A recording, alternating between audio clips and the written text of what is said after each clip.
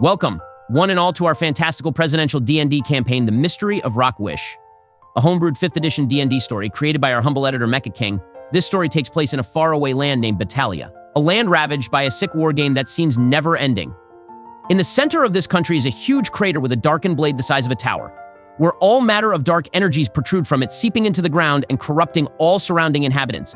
But the blade stands as a memento from the Great War against the Dragon Queen herself, Tiamat. Its resulting battle shaped Batalia in a huge way, giving freedom to Dragonkin, a race of half-human, half-dragon creatures that, until the Great War, were believed to just be a mere myth, as their population is far and few. At first, there was distrust between all races in Batalia against the Dragonkin, but they themselves wanted to be free of their Mad Queen and aided in the battle against their very own mother. All kingdoms suffered greatly, many leaders and generals were lost. Some kingdoms even had changes in power, overthrowing existing practices in favor of a new hope, or at least what they believed to be hope. Now, how does this pertain to you? Well, it's quite simple. It needs your help. It needs to be saved. It needs heroes. Please save this world. It's a pivotal time for this realm. And frankly, I'm tired of the corruption plaguing this land. Tired of the small evil creeping around the cracks throughout the kingdoms. Quite frankly, I'm tired of the hopelessness. Your story didn't begin in this realm, but it's your second chance at living a life worthwhile. I can't let you tell everyone everything, so some restrictions will be placed on you, George. But if you're stuck in need of a lending hand, just give a call. Okay, good luck now, and please help unite this world. Whoa, that's some pressure. Hey, how come Bush gets his name in the introduction? My character is clearly the superior of the two. Starting already, Donnie? Still feel the need to be the center of attention? If I am in the room, then yes, of course. I'm just him. That's my boy. Donnie dabbed me up. My man. Hey, thanks for dropping out of the race. I really didn't want to go through another year of having to put on a show and grill you in debates. It's the least I could do for you. Especially after doing me a favor and funding Crucial's ice cream. Yoda's brain. Thanks to its rich sativia infused effects, I'm mad focused and ready to play D&D. Have we done intros yet? I was getting to that. But it's just as good as time as any to get started. Let's start with. The name's Donald Skull Smasher, a half-orc barbarian with the best muscles, the best axe, the best hair, the best taste. And speaking of taste, I sure do know a thing or two about food. No one knows food quality and taste as much as I do. Now let's see here on my sheet. Ben, what is this? Why does it say I don't remember anything? Donald, after getting your notes on what kind of character you wanted to play, I cooked this concoction. While it may seem like nothing big now, just trust me. Your story will begin once you recover your memory. Read the side notes I left there. Okay, well, to continue, I can't remember anything except for one feeling, a fiery, furious anger towards gnomes. I can't explain it, but I hate all gnomes and will try to take out on sight. I can't explain why, but every muscle inside me screams for me to fight. I've spent the last 5 years in the Badlands surviving off the land and doing mercenary jobs, but it's not enough. It feels empty. I got word of the festival of RockWish. Well, actually, I got an invitation by a strange woman. I didn't really pay much attention to everything she said, but I got the impression that there was a big prize if you win, and well, I am him. It's time to win. Oh, brother, there he goes. I'll go next then. I am George, just George. My character is very, very homebrewed creation. I am a human wizard who is literally getting ice-akied right now. I spent my life just getting by, never risking anything or doing anything. I died of a mere accident when Truck Kun came and just ended it. But somehow I got a second chance from a mysterious god to help this realm. I have no dogs in this fight. If I'm being honest, I'm just excited to do stuff. I can't speak about my realm at all, nor can I access any info from then. All I know is what's happening now, and this handy walkie-talkie. Now is a perfect time to introduce your item. The walkie-talkie of fate, a small item that's weightless and appears when you call for it. You get access to it twice per long rest. Use it to get a hint to help you in any situation. The catch is simple. The higher the dice roll, the more divine help you will get, different from an intelligence or wisdom check, and that is a pure straight roll that only on a 1 will you receive no useful information. Using it in combat counts as a bonus action. That's busted. I thought it could be, but really it's just a method to help you out of a sticky situation. I know it's the group's first time playing D&D minus Obama, so I figured this could just help get things going. Yeah, no, I get it. My turn then. I am Brock Spellblade, a half-elf rogue with a spotty past. Born into nobility, I spent my younger years in luxury, living pampered and sheltered, unaware of the world's problems, unaware of my family's own problems. During the Great War against Tiamat, my family helped aid in the fight, my entire clan providing magic spells and enhancements to all soldiers facing the Great Dragon. What we lacked in sheer force, we made up for with arcane knowledge, and my family played a pivotal role. But behind closed doors, there was turmoil amongst my kin. My uncle, during the height of the war, saw an opportunity to backstab my father. and claim his spot as the familia head. I bore witness to the deed, observing my uncle stab my father through the heart in cold blood. My poor father didn't even suspect it. How could he? He was always blind to his brother's ambition, never seeing the signs, the red flags. Even as a child, I knew my uncle coveted my father's power. But my father was always believing there was good in him, and my despicable uncle was all too eager to simply wait for the right time. He covered it up, of course, and everyone believed him. Why wouldn't they? He was family. But family or not, he's evil, and my father is just as bad being weak.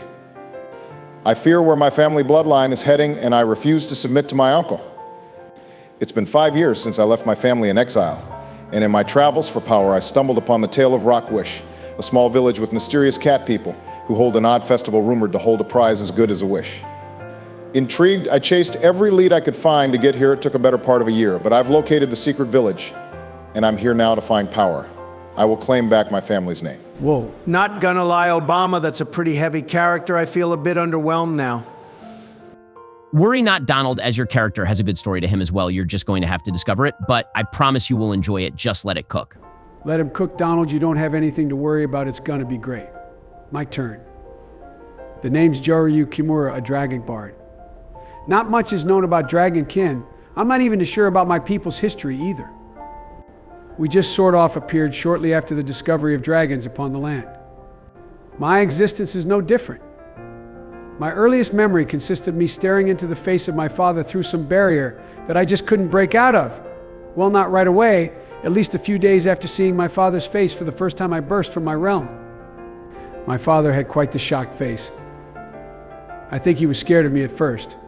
My next memory comes of me and my father waking up after a good night's rest, but I felt different.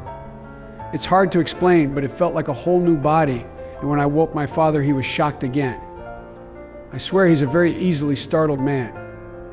My father was shocked, he proclaimed. What once was a beast now stands a boy. From then on, I was raised by him and his band of Ronin samurai warriors. Life was good, and it was joyous. My father and I traveled far in the land, doing jobs for the emperor in secrecy, all the while visiting taverns. I picked up musical talents along the way, always practicing on various instruments, bringing much joy to my father, who loved all music but had zero talent. The Blade of the People was his title, but to the emperor he was called brother. My best memory is the last memory I have of him. We were on a job like any other. We ventured into the Badlands to retrieve a package that had been intercepted but held imminent news for the emperor. It was a trap. My father and his band were ambushed. They were all slain, risking their lives to save me. I wanted to fight back, but I couldn't. I wanted to save my father, but I couldn't. I wanted to save everyone, but I couldn't. All I could do was run and make sure the message was delivered. The mission mattered more than anything. It's been 2 years now. I can't open this package no matter what I try. I can't return to the Emperor. Something tells me not to. I want to get stronger. I also want to open this package. I got hired by the mayor of RockWish himself. I just so happened to stumble upon him in a tavern near the Badlands. He was in quite the pickle, desperately needing a bard to play for the festival, and I gladly took up the job. I hopes I get some yummy festival food. I'm talking funnel cakes. Joe, I don't think funnel cakes can be made in D&D. I don't think anything deep fried could exist, honestly. Wait, does this mean no ice cream? What about McDonald's? What have I gotten myself into? This is going to be interesting, but no, Joe, there is no ice cream and there is no McDonald's, Trump. Okay, well, when I win D&D, I will make sure to establish McDonald's, and we will also sell funnel cakes for my good friend Joe here. Well, if you two are done, I'll continue with the session. This campaign is heavily homebrewed, basing it off the editor's real-life campaign he's currently running with his group. We are all very eager to get this story rolled out and are still learning, as I'll be honest. It's my first time as DM. Nevertheless, I feel confident we'll be cooking up something spicy. Let's get to rolling stats.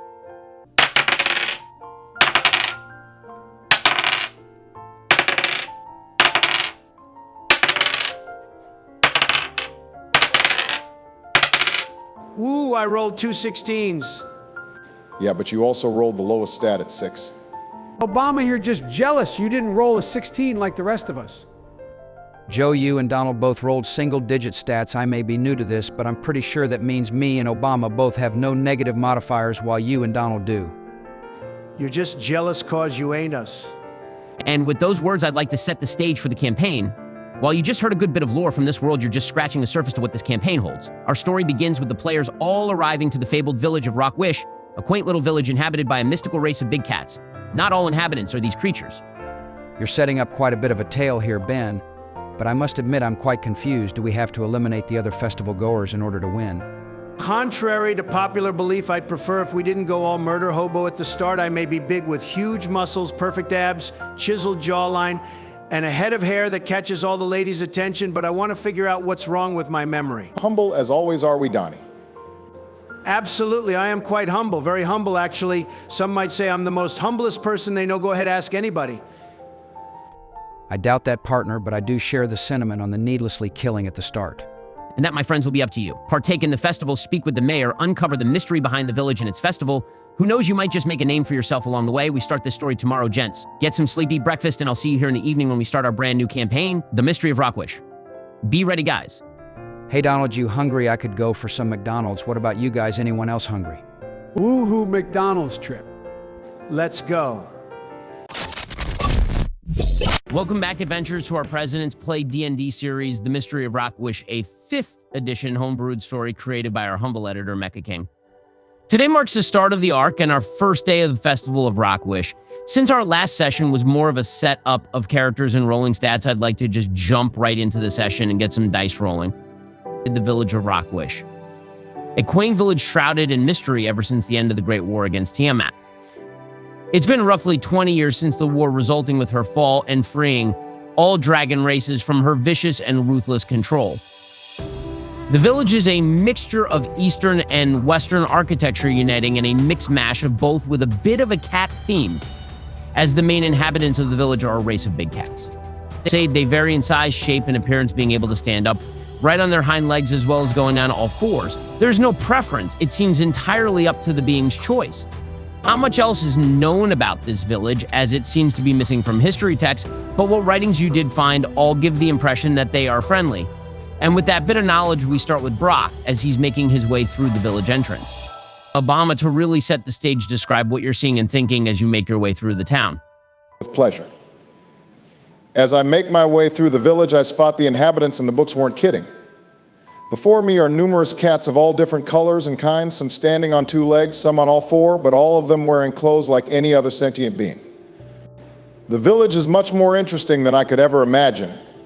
As I make my way through, I spot a blacksmith's forge, the town's market, a soldier encampment, and various wooden pillars wrapped in rope, and various materials. The cats seem to just scratch at it. Some even practice what looks like fighting moves on them. What fascinating creatures. They are very cute. Look at that one, he's huge. Further ahead, I spot the festival grounds. They seem to be in the town center. At the entrance to the grounds, I spot a very big beaming cat talking to everyone who passes through, and I start to approach him. Suddenly, you start to hear screaming coming from the festival ground, and you turn to see many of the villagers running away. The big cat's face goes from a hearty smile to a worried look of panic. He spots you, Brock, and yells, "Warrior, I plead with you, help my kitties." He stares at you with the biggest eyes you could imagine, a look of sincerity emanating from his face, and with those eyes, it's very compelling. The cat then makes a loud meow and starts to hiss as if he's calling for aid from the soldier encampment. Brock, what do you do?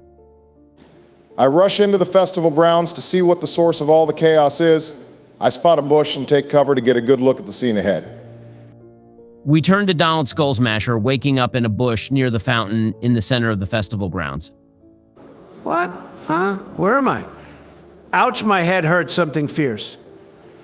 I start to rub the back of my head and feel a bump, but that one's been there. I check where the pain is coming from at the top of my head, and yep, sure enough, there's a bump. Great, another one. How did I even end up here? I'm so thirsty. Suddenly, and without warning, 2 zombies burst from the ground right next to the fountain. Screaming, shouting, and hissing can all be heard throughout the festival as panic sets in and more zombies appear further ahead the festive grounds. Donald, I want to ease everyone into combat, as this is, for the most part, everyone's first actual game of D&D, so no initiative roll this round. We just start with you at the top of the round with both zombies going after. Both zombies spot you, Donald, and intend to come for them brains. What do you do? Those poor zombies, they are going to starve. Shut up, Bush. Who needs brains when you have muscles? Ben, I look around and spot the two zombies, but more importantly, I spot the fountain. I walk towards the fountain, cup my hands together, and just start drinking water.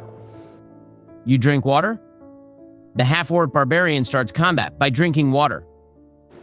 I'm thirsty and I had to ensure this headache wasn't from dehydration. The zombie nearest you closes the distances and lunges for an attack, and he rolled a 13 total and misses his attack against you, Donald. The second zombie comes towards you, Donald, and also lunges for an attack. You gotta be kidding, he rolled an 11 and misses his attack as well. Our first fight, and my barbarian drinks water, then proceeds to dodge 2 attacks. You're either mad or purely genius, Donald. Can it be both? Careful, Ben, you're going to inflate his ego even more than it already is. Good point, Jaryu. We turn to you now. As before you, quite a sight has unfolded as you witness Donald's actions. The zombies paying you no mind as they are both focused on Donald. What do? Finally, it's simple Ben, having witnessed a massive half-orc just drink water and disregard all danger. Well, it's quite obvious. Bardic inspiration. I yell this while I strum my mandolin, giving the half-orc a helping hand. Then I make my way to the closest zombie, drawing my rapier. As I get close, I lunge at the zombie with an attack. Does a 15 hit? It hits. The zombie's AC is at 8. Now go ahead and roll for damage. I got a 4 + 1 for a total of 5 damage. It's not a lot, but I'm just glad I didn't miss. Donald, it's your turn now, and I'm afraid to ask, what will you do? I look up to the red dragon being and I tell him this fear not citizen, for my thirst is quenched and I'm feeling tingly all over, time to attack. I then swing my great axe at the damaged zombie in front of me and I definitely hit. I rolled an 18 with +5 for a total of 23. Oh yeah, the attack hits its mark. Roll the damage. Whoa. I rolled max. I got a 12 with a +3 from the weapon itself. I do 15 damage to the zombie. That's my boy coming in strong. The zombie is barely hanging on as it just took a massive slash across its torso. It's nothing short of a miracle it's still put together as your attack cuts deep, exposing it for enough time to cause some entrails to fall out. The zombie tries its best to retaliate and attack you back, Donald. The attack was strong enough to stagger him, so he will roll with disadvantage. It got a 14, just barely missing you, Donald. The second zombie lunges to attack you as well, Donald. This one hits with a 15 and you take 3 damage. As the zombie rears back its disgusting hand, it goes in for a swipe and gets you. The cut isn't deep, but it definitely stings. Is that all you got? My turn now. Since Donnie still has his bardic inspiration active, I'll just slash at the weak zombie in front of me with my rapier, going straight for his head. Woohoo, I got a 15. The attack lands. How do you want to do this? You don't have to roll for damage, as the minimum you can possibly do is 2, and that's exactly how much health is left. Just for fun, I'll roll. And I got a 7. It's time for the Joey special. I hold my blade steady as I slash, targeting the base of his neck. The moment it connects, my blade slashes through it like a hot knife in butter, separating the head from the body as I yell out, "Decapitation!" Whoa, that's pretty brutal. What a legend. Good shit, Biden. Look, the head just rolled at the other zombie's feet. It's my turn now. I forgot to do this last round, but now is better than never. I rage. I face the remaining zombie. I'm coming for your head. I then swing back my axe and go in for a big attack. I got a 19. That hits. Roll damage. Dang it. I just rolled a 7. Definitely not enough to end it. That'll end my turn. After your attack, the zombie lets out a blood-curdling cry, and 3 zombies appear 14 feet away in front of Jaryu, and a 4th zombie stumbles into the battlefield from the far bottom left corner of the fountain center. Oh man, I'm not so sure about this now. Ben, I yell at the red dragon person, "Fear not, brave bard, I shall protect you, for it's the duty of the strong to protect those who are weak." And with that statement, the zombie in front of Donald goes for an attack, and it succeeds with a 22, dealing a total of 6 bludgeoning damage, reduced by half due to your rage, making you just take 3 damage instead. Tis but a scratch. Joryu, we turn to you. Ben, you said the zombies were 14 feet in front of me? Yeah, that's correct. Perfect. Okay, I'll take in a deep breath, letting the oxygen come into my lungs and igniting in my mouth. Then I exhale and attack with my red dragon breath. Being a red dragon kin means my breath attack will take the form of a bright scarlet red fire and deal fire damage. Ben, the zombies will need to roll a dex saving throw in order to dodge the attack. The dice check is 10. You can breathe fire? 2 zombies will take the full damage and 1 succeeds in his dice check, only taking half damage. Roll the damage. That was a very smart move. Okay, so I rolled a total of 7, so that other zombie only takes 3 damage. It actually does 4 damage as for halves. When it benefits the players, we round up. When it hinders us, we round down. Suddenly, and without warning, a portal appears next to Joryu, and from it a man stumbles out. Whoa there, partner. Looks like y'all could use a helping hand. Ben, since I teleported right next to Joryu and saw what he did with his fire breath through the warp, I'll do the same. But instead of a dragon breath, I cast Burning Hands. The zombies will need a dex save of 13 to avoid full damage. Wow, I am rolling so bad today, but I'll just chalk it up to beginner's luck for the party. All 3 zombies failed the DC roll for damage. Ha ha ha ha. And the dice keep giving. I got 6, 6, and 3 for a total damage of 15. Sai, how do you want to do this? Let's fucking go. Attaboy Bush. Ben, as I clap my hands together and draw forth fire from the palms of my hands. I launch it out in a cone enveloping the 3 zombies and burning them to a crisp with only ashes remaining. Now it's the zombie that's the furthest away turn. He lumbers his way towards Gore, but halfway he gets a surprise. Brock, your turn. Finally. Ben, when the zombie starts to walk towards Jorge, I rush out of the bushes, not making any noise. I draw my blade. Roll me a stealth check. I can see you're trying to be sneaky, a good plan, but will the dice agree? Oh, they agree. I rolled a 16 with a +5 from my bonus. I got a total of 21. I don't think I'm making any noises. I agree the DC was just 10, and you blew that away. Brock jumps out of the bushes and rushes the zombie, being so quiet and silent. Not even the party has noticed him as he draws his short sword. Since you succeeded in your stealth check, you get to attack with advantage. I go in for the attack, rolling a 23 total. Dealing 9 damage from the attack, but I'll use my sneak attack since I had advantage and I finessed the hell out of this sword, dealing an extra 3 damage for 12 total.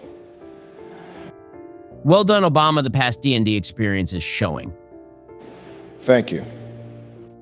The last zombie got his turn disrupted, but being utterly shocked and caught off guard by Brock, the zombie tripped over after the attack and spends its turn getting up and turning to face Brock.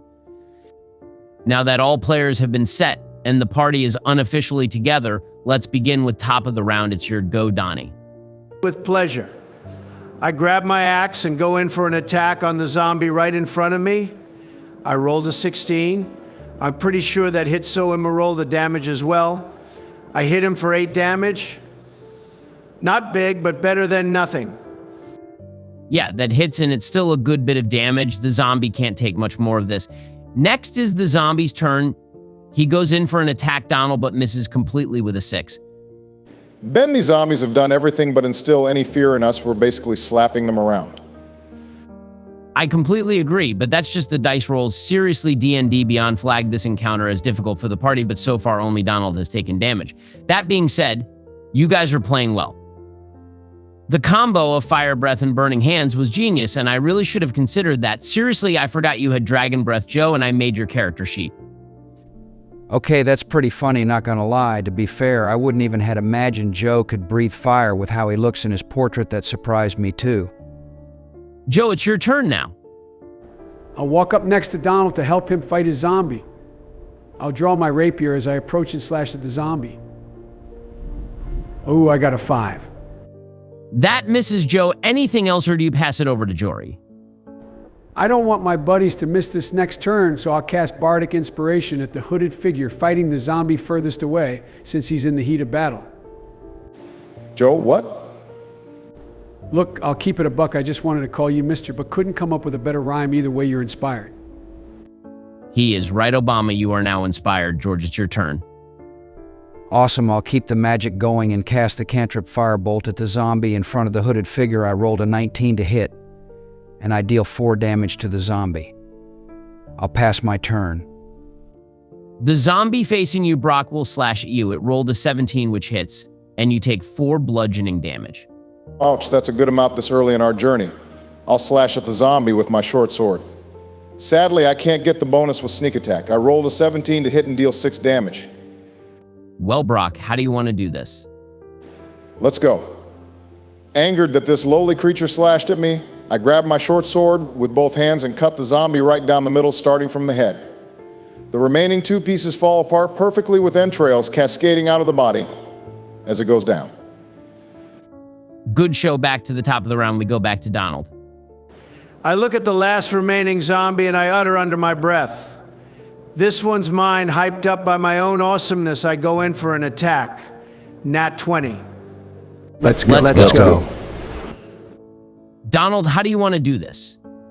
The only way I know how to. The Joey special. My man. Dad me up, brother. With all my might, I grab my axe and swing it, aiming for the base of the neck and going in for a decapitation! Donald, you swing your mighty axe with such ferocity, the head goes rocketing into the air, never to be seen again. A clear home run. And with that, the combat is over and you all are free from danger. You all get a moment of calm after a pretty good first battle.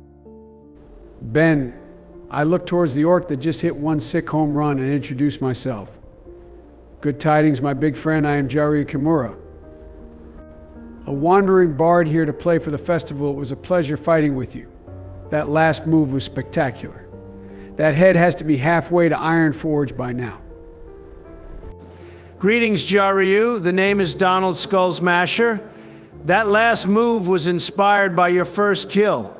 Who would have thought a head could go flying that far? Even I'm surprised. No idea where you're talking about, though. You got any food on you? I'm starving. Sadly, no, but let's call over those 2 fellas. They did help out as well. I would hate to think of what would happen if that wizard had not appeared. I'll approach the wizard. Good spells, human, you're clearly talented in the arcane. Brilliant idea to burn the zombies. One question, though. How did you just appear from a portal? I asked suspiciously while still walking towards the red dragonkin. Well, howdy there, partner. Honestly, I was just pushed out of the portal. I didn't have much say in the matter. I'm new to this world. I'm still getting used to everything. I just shot fire out of my hands. I wouldn't even use a match out of fear of dropping and causing a fire accidentally, and today I burned 3 zombies. I think that's what therapists call progress. The name's Jorge, by the way, just Jorge. And you? I extend my hand out as he approaches. I meet his hand. Nice to meet you, Jory. I'm Brock Spellblade. Seems like you had quite the eventful day. Let's go meet those 2. That was quite the battle. Brock and Torier join Jaryu and Donald, and the party is finally set. Good tidings, my future friends. I'm Jaryu Kimura, and that was quite the battle. I'm Brock Spellblade. I gotta give it to you, big guy. That last attack was horrifying and astounding at the same time. You're quite the great warrior. What orc tribe do you belong to? Orc tribe? I don't know. Wait, there's others like me? I haven't seen any since. I can't remember. I'll disregard that for now, not helping what I can't remember. I'm Donald Skullsmasher, and I don't know where I come from. I am hungry, though. Does anyone have any food? I could really go for some chicken. Well, that's kind of tragic. Hi, everyone. The name's Jorge, and I am not from here. This world is crazy. I shot fire from my hands. Things other than humans exist. I'm sure I make no sense to you all, but just know I'm very excited to be here. This world takes the term magic hands to a whole new level. The party continues to talk to one another, going over the battle that just occurred. While they may all be strangers from different beginnings, there's nothing more powerful than the fighting spirit to unite together against a clear evil. Without the party noticing, busy amongst themselves, the cats of RockWish surround the party. Guys, look around. We're surrounded. The party looks around the immediate area, and all around are cats of all shapes, sizes, colors, even kinds, but all are friendly. Many inhabitants start thanking the party and shaking your hand, grateful for aiding their village, and amongst the crowd emerges the biggest cat you've possibly seen. Standing at a whopping 6 feet 10 inches, he's taller than you, Donald. He's also bigger. He clearly eats. I respect that. Correct before you stands a big, fat, jolly orange and white cat wearing robes with a cute smile. He starts to approach the party with open arms and a big smile. Thank you. Thank you. Thank you. You fought off those horrible zombies and protected my kitties from them. We were able to focus on evacuating everyone safely thanks to you, brave warriors. Allow me to present myself. I am Mayor Fuzzybottom, the mayor of our village. He hands each of you a bag containing 20 gold pieces each. Jackpot, I whisper to myself. After giving each of you a bag, he grabs all 4 of you and gives you all a huge hug. In an instant, you feel all warm and fuzzy and tingly, and a white aura surrounds you. You each have been given the mayor's blessing. You each get 5 temporary hit points that do not expire until used up.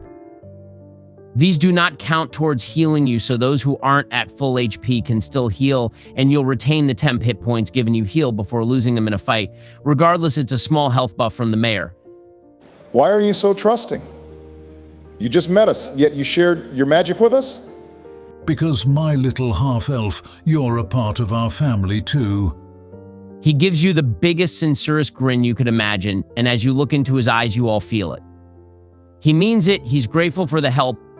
There's no shadows in his eyes, no evils, none that you can't see. The crazy part is you all get to this same mental conclusion. He really means it. He sees us as family. Mayor Fuzzybottom stares at each of you and presents you all with this request. Warriors, I may not know your names yet aside from Joryu, but I ask this of the 4 of you. Please help out RockWish during the festival.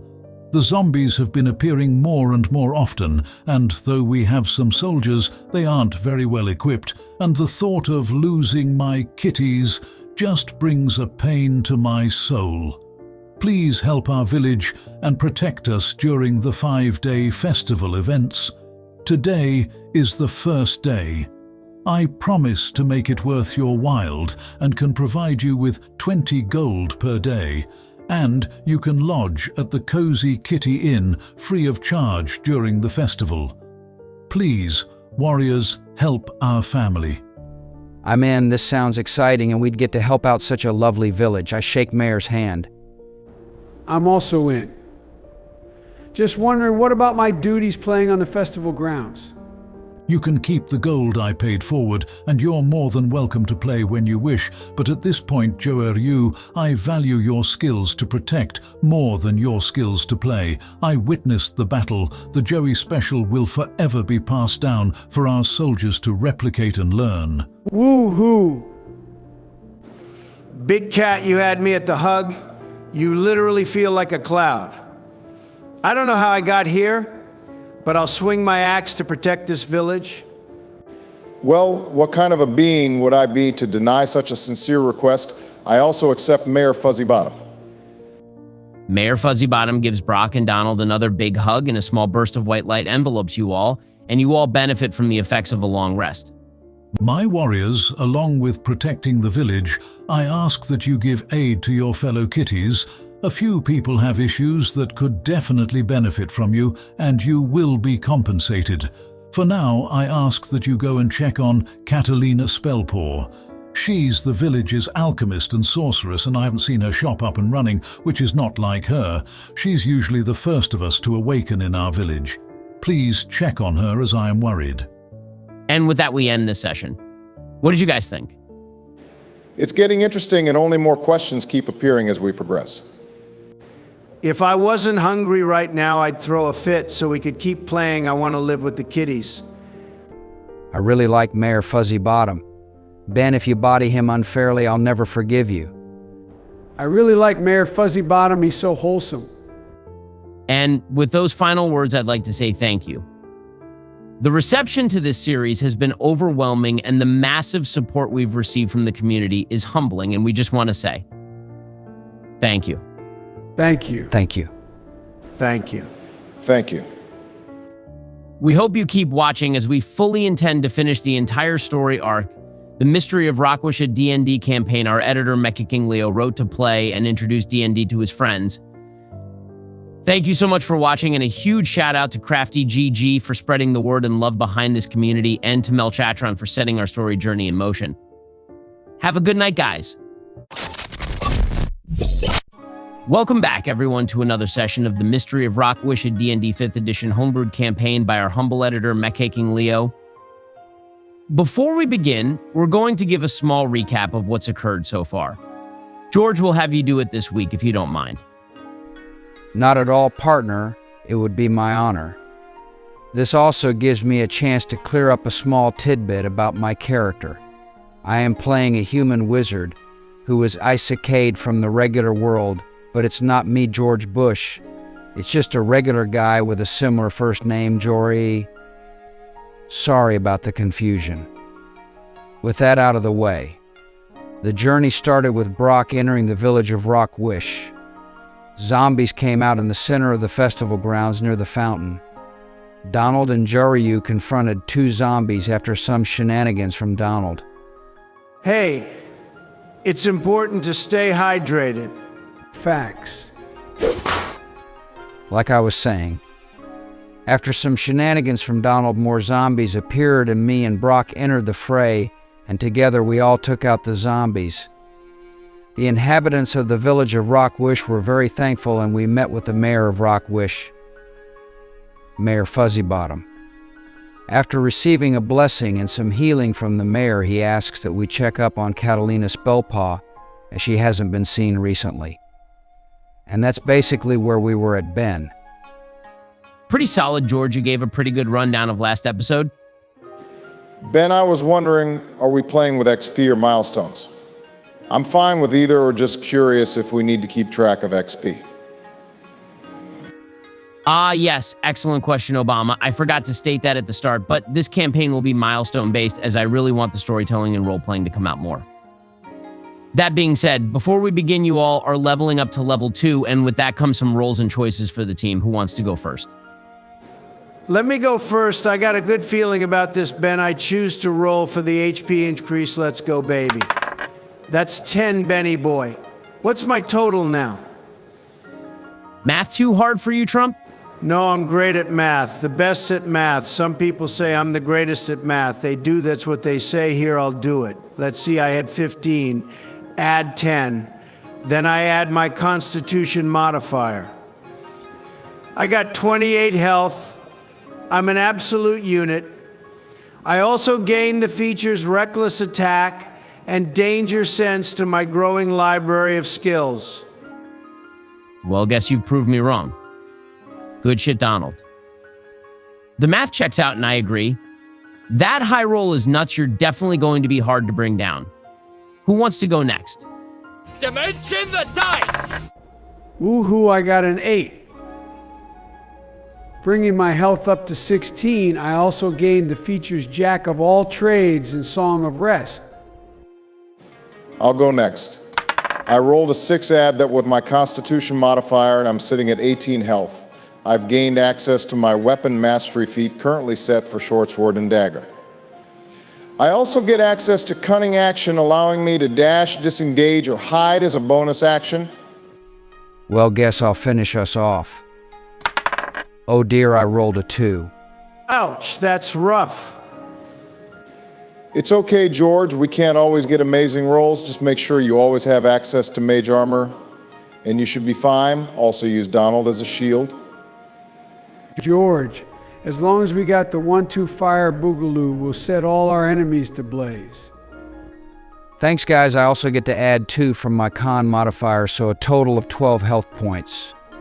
And I gained the Scholar feat, choosing Arcana, that wraps it up for me.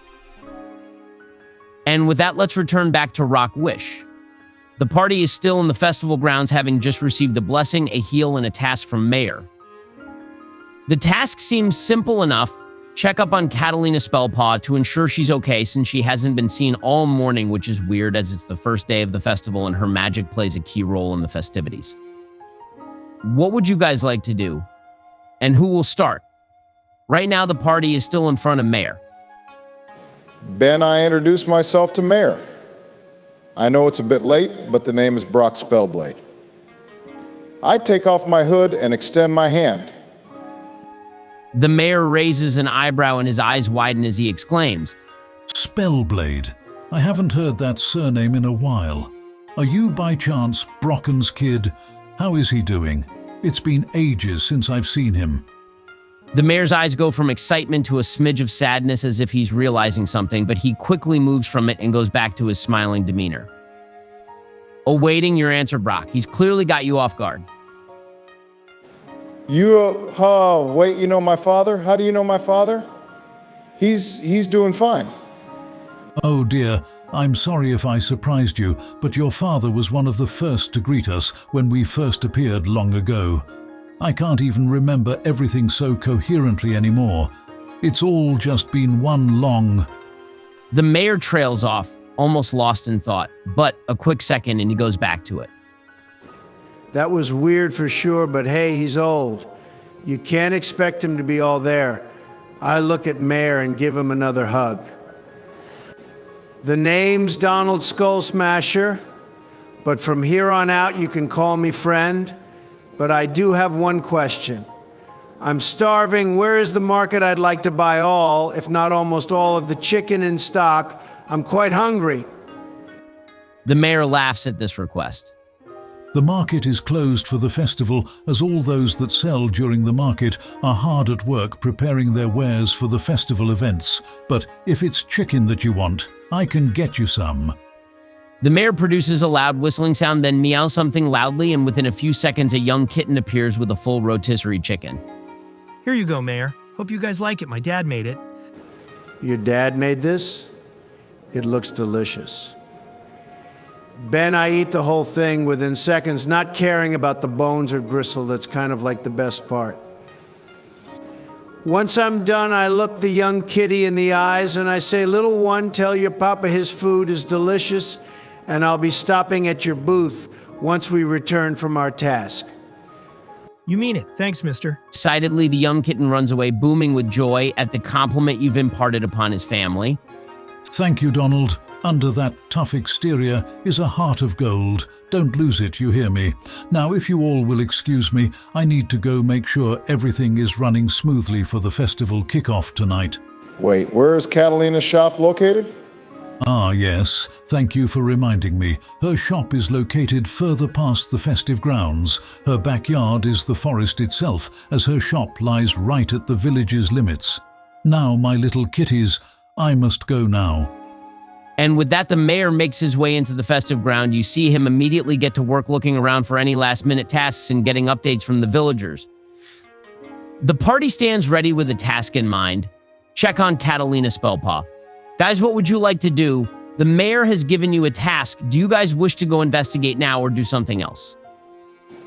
I think we should look around and get a feel for the village. Doesn't it seem odd to you that they are so welcoming? It just seems too good to be true. You kind of got a point, Brock. It does seem weird that we not only got a buff, but also a full rest. That being said, I don't really want to think of them as being deceiving. The mayor has been really kind to me since I got hired. Wait, I didn't get to introduce myself, though. Ha ha ha, that's pretty funny, Jor. Hey, it's fine. I'm sure he just got sidetracked. You guys raise an excellent point. It's not good business to just give magic like that. But I have a gut feeling we need to go check on Catalina now. I can't explain it. Call it tuition. Call it the Donald Meester sense. I think we should go straight to the shop, and we worry about the info later. It might be easier to get info once the festival starts and everyone is busy. You're a rogue, right? You can sneak in and get info much easier under the cover of dark and the noise of a festival raging. Okay, I hate to admit it, Donald, but that's a good plan. It might also benefit if we just play along and help them out for now. They really have not given us a reason not to trust them. Maybe I'm too naive, but I think the mayor is being honest. That is pretty naive, but not bad. It's good to have a positive look on things so long as we remain vigilant.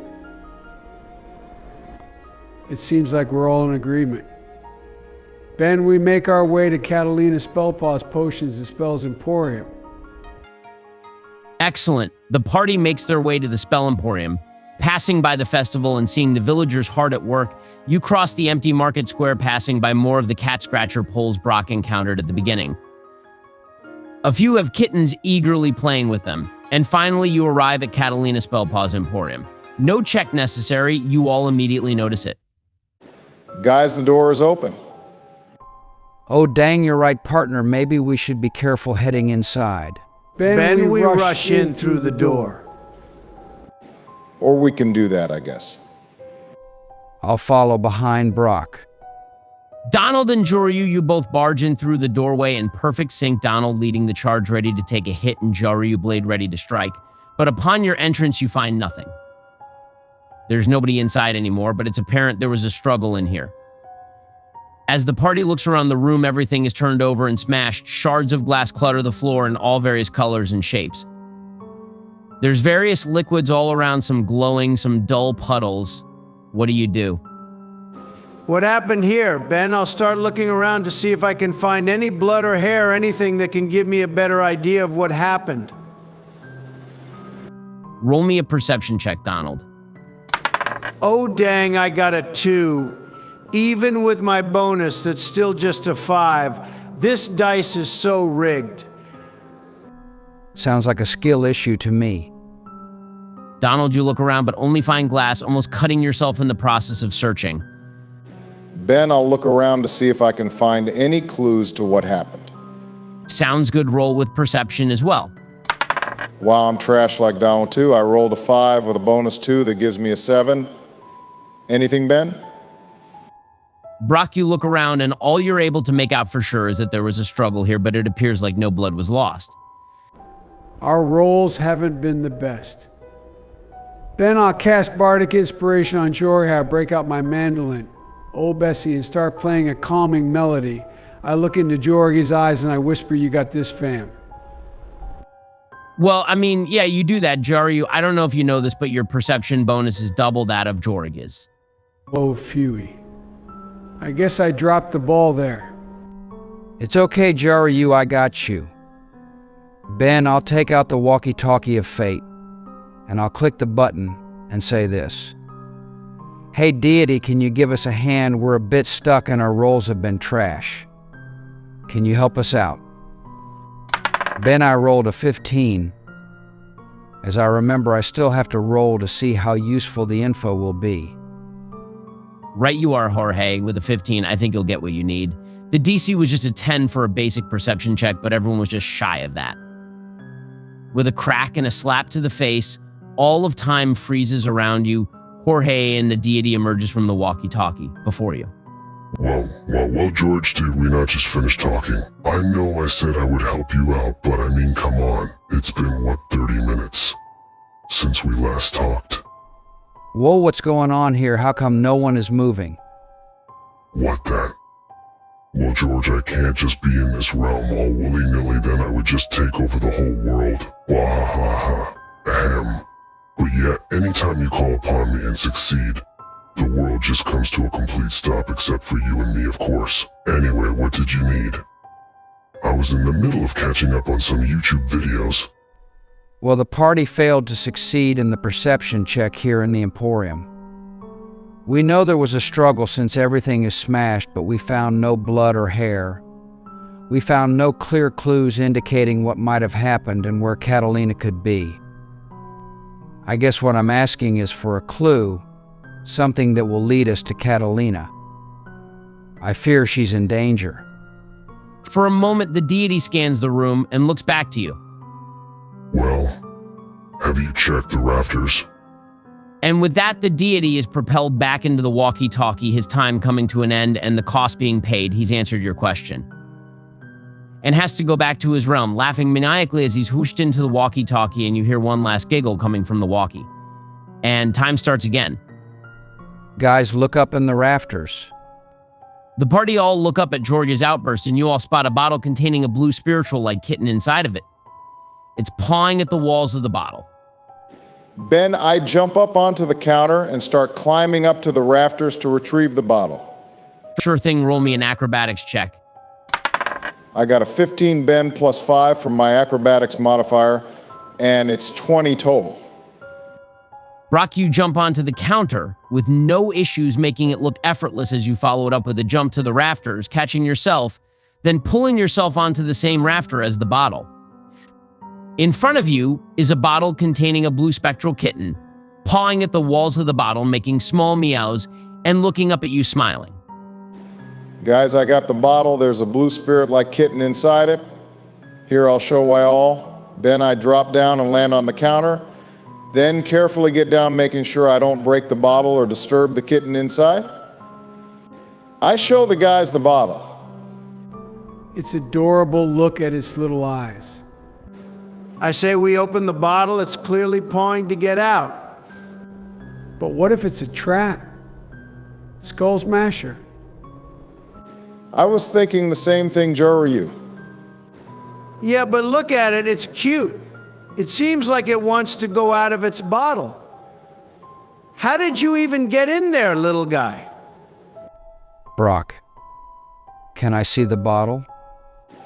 Yeah, sure, be careful, don't want to hurt the little one. Ben, I uncorked the bottle and released the spirit Nani. kitty. Nani. You got it. Jorge, you uncork the bottle. The blue kitten immediately dissipates into a swirling blue and white glowing smoke, and it all rushes out of the bottle and envelops the entire shop and the party. Jorge, what gives? Why did you just open it? Guys, I need you to trust me. It's what we needed to do. The smoke calms down, and before you, the shop is transformed. Every smashed object, every overturned table, and every smashed cabinet is fixed well, sort of. It's a projection of the shop before the attack. While you can't touch anything, a scene plays out before you. At the counter of the shop stands a blue form of Catalina, busy attending to what looks like a blue potion brewing. Suddenly, you see her get into a defensive state, her back arching up as the hair on her body stands up. 4 hooded figures enter the shop through the front door. They rush at Catalina. She tries her best to fight them off, reaching for a bottle containing a red kitten inside, but no luck. The figures rush her and are able to subdue her, binding her in rope. The bottle she had in her paws falls to the floor while they are binding her, and it cracks open, unleashing the red spirit kitten. The red kitten spirit immediately dives into the floor as it seems to be disoriented from the ill-opened bottle. A huge explosion follows the impact of the red kitten, and the hooded figures, along with Catalina, are flung to the back of the shop. The explosion shatters every bottle around, releasing spirit kittens of different colors. The figures all rush to compose themselves and grab the binded Catalina. They make a break for the back door, exiting as you see a bright flash erupt from inside the hub, blinding the party for a brief moment. The party recovers their sight and the scene is over, the shop no longer holding the blue projection over it. Jari, your bardic inspiration slot, is also unchecked as the blue kitten recovers spell slots and special slots too. Finally, you all notice a trail of blue glowing kitten paw prints leading out the back door. What do you guys do? Holy snap, that was trippy. You all saw that, right? Yeah, that was an experience. I did not like the blinding flash at the end. I'm surprised this shop is still standing. Even more surprising, no one in town felt that explosion. That's a good point, Brock, but Jorge, what the hell, man, you just opened the bottle without discussing. I know the little kitten inside was asking to be out, but what if it was something bad, like the red kitten? Donald, I'm pretty sure you're just upset you're not the one who opened the bottle. I am sorry I did it without discussing it, but I knew it was what we were supposed to do. My deity told me so through the walkie-talkie. Ben, I show them the walkie-talkie, but I make sure not to press it. I don't think he would be too happy being called so soon. Okay, you got me on the kitten thing, but I'm not so sure about the rock. Whatever, I guess you're right, it did work out in the end. That being said, I don't want to waste more time. Let's start following the paw prints. We got a cat to save. I agree. I don't want to waste any more time. Same. I agree we should head out, but we're at an advantage. We have a path leading to them. Let's follow it, but stay sneaky. I'll lead the charge, making sure there's no traps along the way. I know the severity, so follow close behind. If you follow right behind me, I'll clear any obstructions that could cause noise so we can move fast and efficient. If you all agree, I'll lead the charge with both Donald and Juryu behind. Sure, you follow them afterwards. I don't think we need to worry too much about an ambush from behind, given that they don't know we're coming. As the lowest health member, it's safer if you stay further back, plus this way you can launch magic with less of a chance of interruptions. If you all agree, let's move. Roger. The party, all in agreement, make their way out the back of the shop, following the paw prints into the forest behind Catalina's shop. Obama, that was a smart move, laying out the marching order like that, only you will have to do the roll checks for this next part. Excellent. Let's do this, Ben. How many rolls and what skills will be used? I'll let you choose between acrobatics, perception, or survival. It will be 2 rolls and you have advantage on all of them. I'll choose acrobatics. Nat 20. Let's go. Well, you can forget about the second check. You literally got a nat 20 on the first dice roll, didn't even have to use the second roll from advantage. Hopefully your good rolls don't end here. I don't like that, Ben. Are you foreshadowing? Can't say, you're just gonna have to play. Obama, with that dice roll, you clear every rock, every twig, stick, and make the path so clear there is no way anyone could make a noise. After 30 minutes of walking, you see a clearing up ahead and notice there are rocks to the side and some bushes. The team hides behind rocks on each side, not giving away their presence and seeing the scene before them. In front of the party is quite the scene. The center of the clearing there is a fire going with a pot of food cooking above it. Before it, there are 3 starving-looking kobolds with glowing purple eyes staring at the food while busy packing up the camp. A hooded figure scolds them for staring at the food and lashes a whip at their feet. The red one, having felt the hit, stammers back in pain, apologizes and gets back to work. Around the camp, there are 4 zombies lumbering around. They appear to be guarding the perimeter of the camp. More surprisingly, they aren't trying to attack the kobolds or the hooded figures. Beyond all that lies 3 hooded figures around a table, and on top of the table you see Catalina Spellpaw bound up and looking desperate to escape. The figures seem to be discussing something, but you can't make out what they are saying. You see that one of them is holding a strange cult-looking dagger that has a glowing purple gem at its handle. What do you guys do?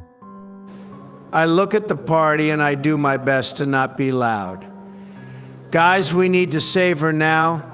They got a knife, they have to be cultists, freaks into weird stuff. I agree. I think they are cultists. Let me go from the side. I'll sneak up from behind so you guys can distract them when they turn their back. I'll free Catalina. I'll ensure she's safe. And then we can finish off the enemies. I think that's a great idea. I'll get ready to use burning hands. Once she's clear, I'll burn the cultist to a crisp. Juryu, I could definitely use that fire breath. What do you say? Guys, it's a good plan. But what about the kobolds? The party watches the kobolds. There are 3 of them, a red, blue, and green one. All 3 have glowing purple eyes and look incredibly starved. The creatures themselves are normally small, but these look thin and frail, each of them having an iron collar around their necks.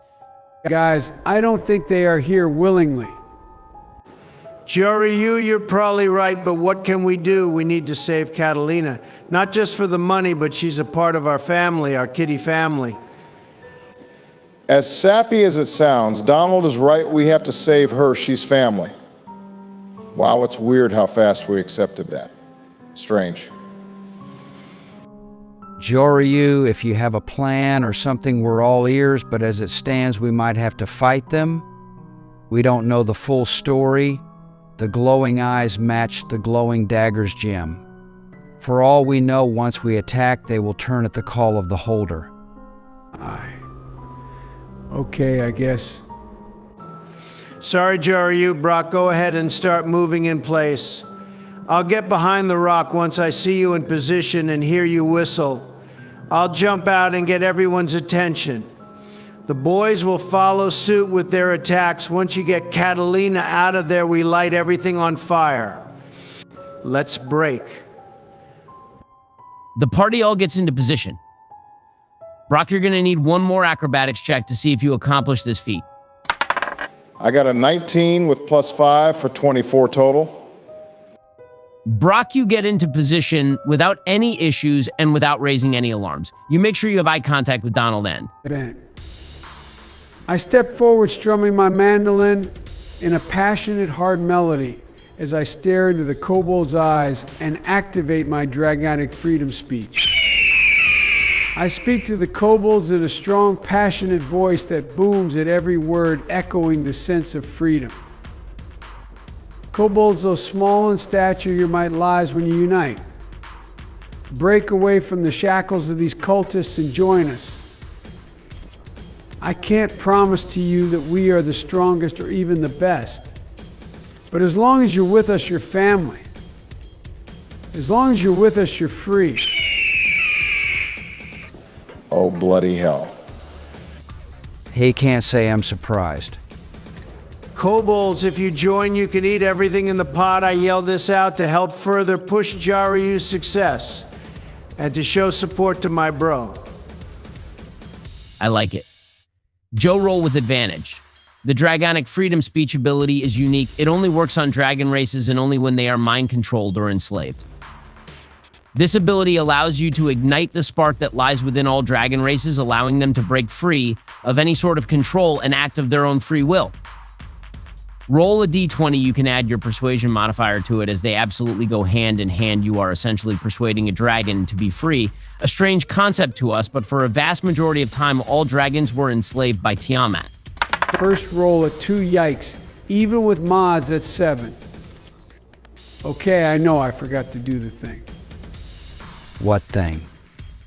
Dimension the dice! I rolled a 14 with +5 for 19.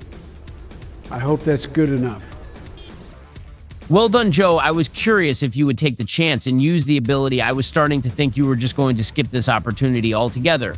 To be fair, that ability is limited to only Dragonkin as it's homebrewed. With a 19, the 3 kobolds snap out of their mind control, their eyes returning to normal. As the 3 look up to you, Jaryu, their eyes fill with tears. Thank you. The 3 kobolds turn on the cultists nearest to them, all 3 going in for an attack. One got a nat 20. One got a 12 and the last one a 2. But it doesn't matter, the first kobold that got a nat 20 dealing 12 total damage with his dagger. Using his brothers as a jump point, the red kobold goes in and plunges his dagger in the cultist's neck, a fountain of blood gushing out of the side onto the zombies near it. Everyone roll for initiative as the cultist and zombie are all alerted and are going to attack the kobolds and Jaryu. I got a 19 total. I dare anyone to go in front of me. Well, the luck ends now for me. I rolled a 1. Thankfully, I get +5 to initiative for a 6 total. Sounds more like a skill issue. You got that right, buddy. I rolled a 19, no modifiers, sadly. I rolled a 10 + 3 for 13 total. The cultists rolled a 9, 6, and 14. The zombies rolled horrible. They got a 1, 4, and 2 3s. The kobolds roll together as they will be fighting as one, and they roll a nat 20. Ha ha ha ha, guess they are daring Donald. Honestly, I can't even get mad if I was just freed. I too would dare to stand in front of greatness. No matter I like the moxie. What do they got cooking, Ben? Top of the round, and it goes as follows. The kobolds, Jaryu and Donald, cultist A, Jorge, cultist B, Brock, cultist C, and finally all 4 of the zombies, with one of them blinded by the blood, so he's going to lose his first turn to cleaning his eyes. They may be brainless, but not sightless. The kobolds will start by attacking the zombie closest to them, but not blinded one. One kobold misses, but the other 2 hit with a 12 and 9 respectively, dealing 6 and 4 damage for 10 damage total. Jaryu and Donald, it's both your turns. Having rolled the same, you can work together or go one at a time. For our current situation, I'd like to move separately. Ben, I want to dash towards the cultists, going all 60 feet, placing me right in front of their faces. I then rage and say this to them: "You pathetic low-life scum, how dare you attempt to catnap my family? I will floss my teeth with your spine." Holy cow, that's frightening. I like it.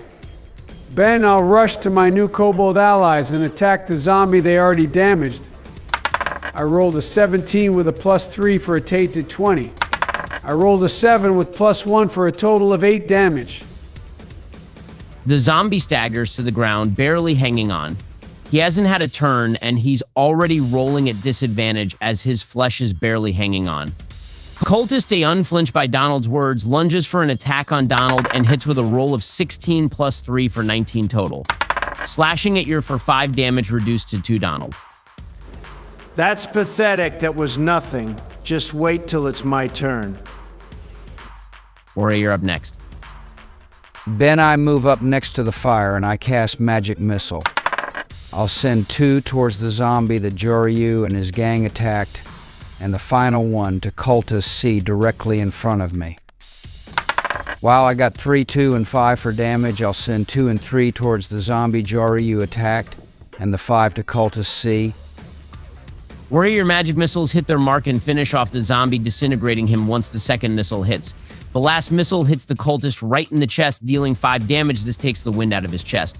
But I also want to clear up regular rules that dictate that magic missiles be a one-time roll. While that's fair and all, we really enjoy rolling dice. So for our campaign, you roll for each individual damage bolt, and this will apply to other attacks of similar style. Cultist B will go for an attack on Donald, revealing the cultist blade. He lunges for an attack on Donald, gets a total of 17 to hit. He slashes at you and deals 12 damage, reduced to 6 slashing damage against you, Donald. Your temp HP has now been used up. Obama, it's your turn next. Finally. Ben, can I see if Catalina's okay? I know she's tied up, but can I see blood? Is she in obvious pain? Roll a perception check. This won't take up an action, as I'm assuming you just want a quick look and confirmation. Yeah, that's right. And woohoo, I got an 18 + 2 for a tainted 20. Brock, you see no blood and can see that Catalina is very much awake and aware. Her hands and feet are bound and her mouth is muzzled. But her eyes will not leave the scene unfolding in front of her. She has not noticed you at all. No one has. Perfect. Ben, I'll rush at Cultist B holding the fancy dagger, and I'll slash at him with my short sword. I rolled with advantage for a 14 total to attack. Does that land? It does. Go ahead and roll for damage. I do 5 damage with my short sword, then I'll activate sneak attack to get in another blow and deal an extra 5 damage. Then I'm going to take a bonus action to attack with my different light weapon. Holy cow, Obama, you're cooking. The cultist B falls to your second strike, gurgling on his blood and falling over where he stands. The ceremonial dagger falling on the floor and sliding under the table, holding Catalina. On God, fam, that shit's wild, no cap. Joe, what? What can I say, Donald? If you know, you know. Okay, I'll keep the dice rolling. I got a 14 total, dealing only 3 damage, no mods, due to it being a bonus action on Cultist C. Your hit got him good, bringing him to his knees, barely alive, right on the brink of death. The blow was so devastating, he's not able to do anything on his turn as he slowly gets to his feet. He starts to chant something and starts to glow purple. The zombies all get riled up at this and start to glow purple as well. It's the zombies' turn now. Thanks to Cultist C activating his chant, the blind zombie recovers quickly and all 3 make attacks. 1 zombie goes for you, Joryu, and 2 other zombies rush at you, Donald, and all 3 make empowered attacks. I'll roll the 2 zombies attacking Donald. The roll is 16 and 17. The zombies slash at you, Donald. They deal 2 and 5, but thanks to their empowerment, they each get an extra +2 to damage, making it 4 and 7 total of 11 damage. Burrow down to 5 thanks to your rage. Wait. That's it. Really, these guys are basically tickling me. At this point, I think we could take on an army. Please don't give Ben ideas. Things can still turn south. We're not in the clear just yet. Right you are, Obama. Okay, I'll roll for the attack on Joryu, and the zombie got a nat 20. George, maybe don't celebrate so early. Ha ha ha, I am so sorry, Joey. Well, it's happening now. Let's see the damage, Ben. Jaryu, the zombie glowing a bright purple, slashes at you with an unholy force, dealing a total of 18 damage. Jaryu, no. It's okay, guys. I'm still alive, but just barely thanks to the mayor. Ryu or Jaryu, your normal hit point is 16, but thanks to the mayor's blessing, you stand at 21 health. While this attack took a huge chunk from you, you're still alive with 3 remaining hit points, and the mayor's blessing is gone. And with that attack, we end our first round and go back again to the start with the kobold's turn. Oh no, master. The 3 kobolds take their turn. The red and blue one both go for an attack on the zombie that struck you, Jaryu. They both hit with an 11 and 16 and deal 7 damage together. The other kobold, the green one, casts Healing Word on you, Jaryu. He heals you for 4 HP, bringing you back up to 7. Jaryu and Donald, it's your turn. Okay, little man, it's time I make good on my promise. Ben, I yell this to the cultist A in front of me. I'll make sure it hurts, and I'll use reckless attack. Roaring while I raise my axe. I rolled a 17 with +5 to hit, 23 total. I'm sure it hits, so I'll roll damage. I got 10 total. How do you want to do it, Donald? All right, that's what I'm talking about, partner. I raise my great axe and stare coldly into the eyes of the cultist, and I say this to him. I don't know what God you pray to, but get ready to be severely disappointed. You get no salvation, then I bring down the axe, slicing him in 2 down the middle. That's brutal. I'll wipe the blood off my face and talk to the other cultists. Start praying you're next.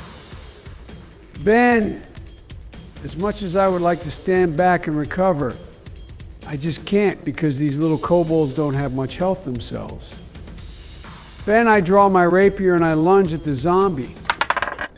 I rolled a 15 total. I'll go ahead and roll damage. Hot dog, I got a 7 + 1 for 8 total damage on the zombie. I'll finish off my turn pointing at Jor Hayes and saying, I believe in you, magic man, and give him bardic inspiration. Admirable move, Joe, putting yourself in harm's way for the sake of the kobolds. There's much more to your character than meets the eye. Agreed. Very good turn. Since cultist A was sliced down, we go to Jory for your turn. Awesome. Ben, I faced the zombie that nearly killed Jaryu. Angered by the idea of nearly losing a new friend, I clap my hands together and draw forth fire from my palms, and I cast the cantrip firebolt at the zombie. I rolled a tainted 20. I'll roll for damage. Hot dog, that's a max roll of 10 damage. George, your firebolt connects with the zombie and it bursts into flames. A weak groan leaving its body as it collapses to dust. Obama, you're up next. Woohoo, I'm safe, thanks, Jory. Ben, I'm going to move forward and strike the zombie near Donald, but closest to the other cultist. I'll slash the zombie with my short sword. I rolled a total of 15. Ouch, I only rolled a 1, thank God. I get a +3 for a total of 4 damage. Not much, but I'll invoke Vex so I can roll with advantage on the zombie next turn. Then I'll attack with my second dagger and throw it at the last cultist. I'll invoke Nick so the dagger is thrown with its full power. I rolled a total of 14, with 7 max damage. What a turn. Brock, I had you pegged wrong. I thought rogues were never in the front lines, yet here you are going all commando, slashing and throwing. Thanks, Donald. You haven't even seen anything yet. That was beyond brutal. Brock, he only had like 1 or 2 HP remaining. Okay, you cleave a good portion of the zombie and then proceed to throw your dagger at the final cultist. The dagger goes right through his head and exits out cleanly, leaving a huge hole in his head. He gurgles out blood, his eyes rolling to the back of his head as his body drops down lifeless, a pool of blood quickly forming around him. The last of his blood spurts out his body through the newly formed holes in his head. Let's go, partner. Now that's a kill shot. Ben, I know I overdid it on the damage, but that description was haunting. I like it. It really makes me feel like I'm there. Joryu, we are there. Good shot, Brock. Now we just have zombies to deal with. Speaking of zombies, it's their turn, and the last two zombies make an empowered attack at you, Donald. One misses and the other one hits for 6 damage, brought down to 3 due to your rage. It's top of the round again. Only 2 zombies remain. We start with the kobolds. The red kobold moves up next to Donald, but still standing behind him to ensure his safety. The red kobold casts a form of firebolt from his mouth, letting out a quick shot of fire. He rolls a 21 total to hit and deals 4 damage. The blue kobold follows suit, then throws his dagger at the zombie already damaged. He rolls a 10 total, which hits and deals 5 damage to the zombie. The green kobold casts Healing Word a second time on you, Joryu, and heals you for 6, bringing you up to 13. Thank you very much, little one. Donald, if it's okay with you, I'll take my turn first. Be my guest, bud. Ben. I rush over using all my movement and get right behind the damaged zombie, and I swing with my rapier. I got an 18 total to hit, and I deal just 7 damage. Ben, is that enough to finish it off? Not quite. It's still standing barely, though. No worries, I got this, Ben. I'll recklessly attack the zombie, attempting to do a fan favorite. The Joey special. I roll. I got a 21 total as my highest roll dealing. Shoot, I fumbled it, Ben. Does 5 total damage do it? Oh, for sure. Donald, you swing your axe, aiming for the base of its neck as you yell out. Decapitation! And its head goes rolling into the tree line, never to be seen again. The body crumbles to the floor with only 1 zombie standing. Hordage, it's your turn. Ben, I can see the last zombie clear as day. I cast Magic Missile with all 3 shots aiming for the last zombie. I rolled a total of 12 damage. My turn. I'll lunge at the last zombie, slashing with my short sword. I rolled a 23 total and deal 6 damage. But I'm not done yet! I'll use sneak attack since Donald is within 5 feet. And I'll deal an extra 2 damage. But I'm not done yet! Then I'll take a bonus action and stab the zombie with my last dagger, triggering Nick, allowing this to count as a regular action roll, giving me full access to its damage, and I roll.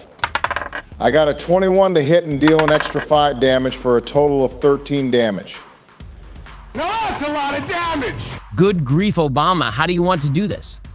Woohoo! Hell yeah! Take it home, Brock. Ben, I slash at the zombie with my short sword. After the first strike, I quickly recover and swing the sword again, leaving it inside the zombie. I then grab my dagger and stab it right at the top of its skull. Pulling out my dagger and short sword from the zombie as it crumbles to the floor. And with that last cinematic showdown, the battle is over and the party is victorious. The group collects themselves, including the newly allied force of the kobolds, but before anyone can speak or form a clear thought, you hear a small whimpering meow coming from Catalina, who's looking much worse than you originally thought, Brock. Kitty lady. And with that, we'll end the session. What did you guys think? How do you all feel? Ben, how could we stop right now? Is she okay? We gotta save Catalina. Ben, you cheeky bastard. That's a pretty rough spot to stop, but I get it to keep the suspense. I bet Joe is already thinking about how to heal her. We also got that green kobold casting Healing Word. The red one even shot a firebolt. Ben, you're trolling us. How could we possibly stop now? I gotta wait a whole week to play again. Sucks being a grown-up, doesn't it, Donald? Ben, I'm having fun. I just hope we didn't mess up by not checking on her at all. During the battle, she really did look fine. And with that, we'll call it a night. We hope you're enjoying the series so far, as we're very excited to keep these videos going. Thank you so much for watching. Make sure to subscribe to keep up to date with the series.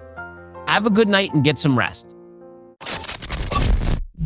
Welcome back, viewers, to another episode of No Ben, no intro today. We're getting right into it. I've been waiting all week for this. I'll give a brief recap Donald Skull Smasher and the gang headed to investigate Catalina's spell emporium.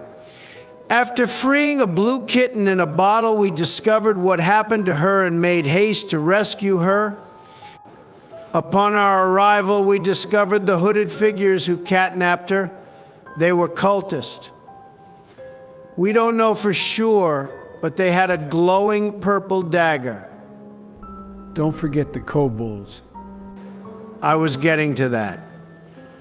Along with the hooded figures, the camp had 4 zombies guarding and 3 starving kobolds. Joe screeched like an eagle and the kobolds killed 1 cultist. Allied with the kobolds, we took out the cultists and zombies. Joe almost died, but our friendly green kobold healed him almost to full health. After the battle, before we could group up, we heard the kitty lady. Catalina Spellpaw. Yeah, we heard her whimper out, and I started to dash to see what's wrong. Ha ha ha ha, I like the enthusiasm, Donald. Sure, for this episode, we'll jump right in. Donald, you rush to Catalina's side. She's tied up in rope, her mouth is muzzled with a rag, and she's looking colorless. Guys, help. Ben, I start to cut the ropes. I don't have a small knife or anything, so I go at it with my teeth, being as careful as I can be. Roll me a strength check. Since you said you're gentle, you can roll straight. Had you not specified that you would be rolling with disadvantage?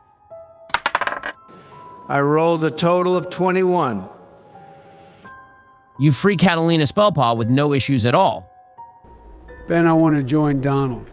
Same. Perfect. The party makes their way to Donald Skull Smasher and Catalina. You all witness as Donald frees Catalina, cutting the ropes with his teeth and untying the rags muzzling her. She's been freed, but she's still looking terrible. Her appearance is lacking in color. She's breathing hard. But there's no visible scars, cuts, or bleeding to be found on her. Yet it looks like her life is slipping from her hands. Guys, I'll start casting Identify to see if it's anything magical, but that will take 11 minutes to complete. Do you think she can hold out that long? I think we heal her or do as much as we can to keep her stable until we figure out what's happening. Good idea, George.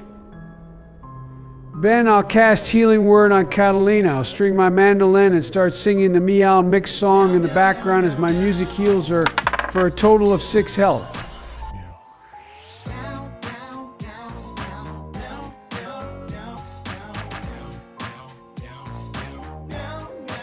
Joe, you worry me sometimes.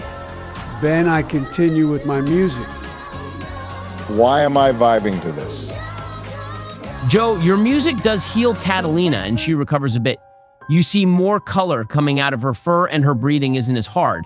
However, as if by magic, as quickly as she recovered her health, it starts to slip again.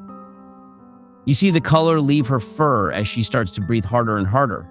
A look of pain washes over her face as you hear a low, painful meow. Ben, I pick up Catalina. You notice immediately she's freezing cold and a small purple glow is emanating from her.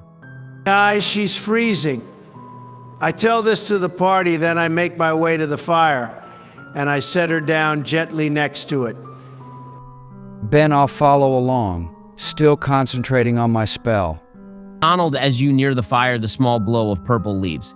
When you place her down next to the fire, you feel her body warm up and her color slowly returning to her. Her breathing finally normalizing after one long gasp. And she lets out a faint sigh of relief. Thank you, dearie. She closes her eyes as she takes a nap, her color fully returning to her body. George, your spell is complete. Identify has revealed that Catalina Spellpaw is in perfect health. There are no immediate curses present. There's no evil inside her. There is evidence that her life force was being drained. But ultimately, you find no ongoing spells, curses, or hexes affecting her. Well, this is quite the puzzle. No spell, curse, or hex is affecting her. Her magic and life force was clearly being drained in front of us, but as to why or how, I got nothing. Is she asleep now? Yeah, she's asleep. Maybe some rest would be good for her. Ben, I call the kobolds over. Little ones, come and get your reward. A promise is a promise, and you look starving. Please eat as much as you can. I look around the camp for some cups or bowls, Ben. The blue kobold sees you looking around and brings you the goods they were packing up, and inside you find the utensils you need. Perfect, thank you, my boy. Let's get you served. I serve the kobolds, Ben, and give them water from my water skin. How wholesome. The mayor is right, you do have a big heart. Shut it. These guys are starving, and they helped us out in combat. I respect them as warriors. And as warriors, they deserve a good meal. We all do, but in this instance, these little ones need it more. Caring isn't weakness, Donald. But I won't poke fun. Ben, while Donald and George are busy tending to Catalina, I want to search the table and see if there's anything to it. Sure, roll me a perception check. Boom goes the dynamite. I got a tainted 20. Joe, you investigate the table and see that it's a good, solid table made from rock. Wow, the craftsmanship on this thing is pretty sweet. A great table to hold heavy items or beings, great for a meal. Ultimately, though, it's just a table made from rock. Nothing more, nothing less. Okay, I got nothing. Brock, this table is just a regular rock table. It was worth a shot. Then I look under the table and retrieve the dagger. It's still under there, right? I know cultist B dropped it in the fight, and I'm positive I saw it go under here. Right, you are Obama, good memory. Brock, you look under the table and pick up the dagger with the purple gem in the hilt. Ben, I want to inspect the knife and give it a look over. See if there's anything special to it other than the obvious purple gem. Sounds good. Brock, roll me a perception roll. I got a 9 total. Is that enough? Brock, you inspect the dagger and notice it does have some markings on it. Nothing that sticks out. It honestly looks like just a regular dagger with a shiny, menacing purple gem in its hilt. I look at Jaryu and tell him, this looks like just a regular dagger with some bling on it. Maybe we can have Jorge give it a look over. He could possibly use detect and check the gem for any magic. It has to mean something. Is it glowing right now? Is it Ben? The gem is currently not glowing, just a regular looking shiny purple gem. Yeah, you should take it to Jorge. Even if we have to wait another 10 minutes to get the information needed, at least it seems like Catalina is feeling better. Otherwise, I picture Skull Smasher would be causing a scene rather than serving our new little friends. Wonder what their names are? Good point. Let's head on over there. Ben will go ahead and join the group. Brock, as you guys get closer to the rest of the gang, when you're about 20 feet away from them, the gem starts to glow purple again, and you hear Catalina start to whimper in pain, and her color starts to leave her body again. Oh no, kitty lady. Then I turn around and try to see what's causing her pain. Roll a perception check, Donald. Yes, Ben, I got a nat 20 for a 23 total. Lay it on me, Ben. Donald, your pure protective instincts kick in, and you immediately notice the gem glowing from the dagger that Brock is carrying. That's the cause of all this mess. That damn purple gem on that dagger. Brock, throw the knife behind you. Now, I yell this as I rush towards Brock. Holy fuck. Yeah, just don't run me over. Ben, I throw the knife behind me and roll out of Donald's way. Completely confused at what's going on. Ben, I jump up in the air, raising my axe, then slamming it on the gem itself. I'm looking to destroy it. Roll a strength check for this, Donald. No need to roll for attack. The gem isn't even moving. I'm sure you'll break it. DC is 10. I rolled a 21 total, Ben. I'm smashing that gem. Donald, as your axe connects with the gem, it strikes true, and with one loud crack, the gem explodes with a blinding purple flash, and the gem turns into dust. It throws you back, Donald. Give me a dex saving throw to see if you avoid the full brunt of the damage. If it helps, you are the only one within blast range. Ouch. Ben, I got an 11. And that passes, but just barely. Donald, as you smash your axe against the purple glowing gem, you see it start to crack and can sense the energy building inside of it. You aren't able to fully avoid the blast, but you're able to react fast enough to just get blown back, dealing 3 necrotic damage to you, Donald. After the debris clears, there is no trace left of the gem.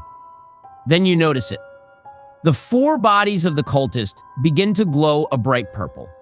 Guys, each and every one of you roll for perception. Ben, I got a 15 total. I got an 11 myself. A 17 total for me. I got a 14, Ben. Donald and Brock, you both notice the body of the cultist the kobolds took care of. You see the body morph and change for a brief moment, and for that little moment you both notice it, but more so you, Donald. For there is no mistaking it. You see the body of the cultist morph into its true form, a menacing, oversized gnome. But as fast as you're able to make out these details, the bodies of all 4 cultists melt into the ground. The haunting face of the melting gnome smiling back at you, Donald. Gnome. It's the gnomes. What the heck are you yelling? Skull Smasher, are you okay? Donald, what's the matter? Donald, in immense pain, starts to shoot from the back of your head. It's too much for you to bear, and you pass out. The rest of you bear witness to the hulking green body of Donald Skull Smasher slamming hard into the ground. Your face contorts into one of pain, as you mumble out a few last words. I'll get you, gnomes. Skull Smasher. The 3 of you and the kobolds all rush to aid Donald Skull Smasher, who now lies on the ground, his mighty frame leaving an indent in the ground. Donald, I know you're going to hate this, but while you are passed out, you can't talk as your character is incapacitated for now. You're not dying. Yet. Wait, what? Guys, with Donald passed out and you all surrounding him, what would you guys like to do? Ben, I approached the other party members. Brock, Joe, or you, what happened? What was that explosion? Why is Donald passed out? I don't know, I didn't see anything after the cultist bodies melted into the ground. The gem on the cultist knife started to glow. As we got closer to Catalina, Donald figured out it was the knife causing her pain. As he ran at me, I threw the knife back and Donald smashed it into pieces, causing an explosion. Then the cultist started to glow purple, and that's when we spotted it. It was very brief, but for a split second, one of the cultists morphed into an oversized gnome. I didn't even know they came that big. Donald noticed it too, but he saw it sooner. When he did, he yelled out gnome, then grasped the back of his head and collapsed to the ground. Wait, how's Catalina? At the mention of her name, Catalina enters into view of the party, looking perfectly fine. Oh dear, this poor green child is being tormented right now. Something afflicts him. Donald, Catalina starts to emit a green glow from her paws as she hovers them over your body. When she approaches your head, she senses it. Oh dear, oh my, you poor, poor thing. Your mind is all scrambled. Mess Spellpaw. Hi, my name is Jaryu Kimura. I know we're just meeting now, and this may be too forward, but what's going on with our big boy? I've seen him drink water in the face of danger. Please tell me he's okay. He can't go out like this. He'll be really pissed. He strikes me as the kind of guy who wants to die in battle, not over some purple light. Catalina stares at you, Jaryu, looking you up and down, her eyes piercing into your soul, and after a few seconds she says, Extraordinary. You're a dragon kin, but I don't sense Tiamat's control over you at all. Tell me, Red One, are you freed? As for your friend here, he's not going to die, not right now at least. His mind is scrambled by a dark power. Take a look. She waves her paws and a projection of dark tentacles wrap around Donald's head. The closer you look, the more strands of tentacles you see, almost as if the longer it's being viewed, the more complicated it gets, suggesting that its grasp is deep into the bearer. This is a foul and nasty evil. It's clouding his memories, his mind. It's trying its best to overpower his stubborn will. However, there's something there. Something in his mind is keeping it at bay. A warm and fuzzy light is coming from the center, protecting his will. Whatever magic placed upon him is the same magic that was emanating from the purple gem, the same magic that was draining my life. I don't know what's fully going on here, but thank you, all of you. Thank you for saving me. Now please allow me to help you, just as you have helped me. Catalina produces from her pocket a bottle containing a green translucent kitty. She opens the bottle and aims it up. The kitty jumps into the air and lets out a calming meow as it explodes into a calming, radiant green light, fully healing the entire party. Catalina then waves her paws around and casts Levitate on Donald as he floats up. Next, she casts Teleport, and the party is instantly teleported back to Catalina's Spell Emporium, but not in the front where the party came in, but in the back storage room, where she has a teleportation sigil hovering above an intricate magic circle where the entire party now stand except for Donald, who is still levitating. Would you boys help me move him? He may be lighter, but these old bones just aren't as strong as they used to be. Place him here on my comfy afternoon nap bed. Of course, here, Jorge. Jorge, let's move him and protect his head. Lord knows I don't want to add to the damage. Oh, Donald, I know we just met, but how did this happen to you? I don't know what's going on, buddy, but I promise me and the lads won't rest till we get you to wake up. It's heartwarming. It's been a rather long time since we've had adventures come to our village, especially such a strange lot like you all. You all truly have not just met, have you? We did, actually.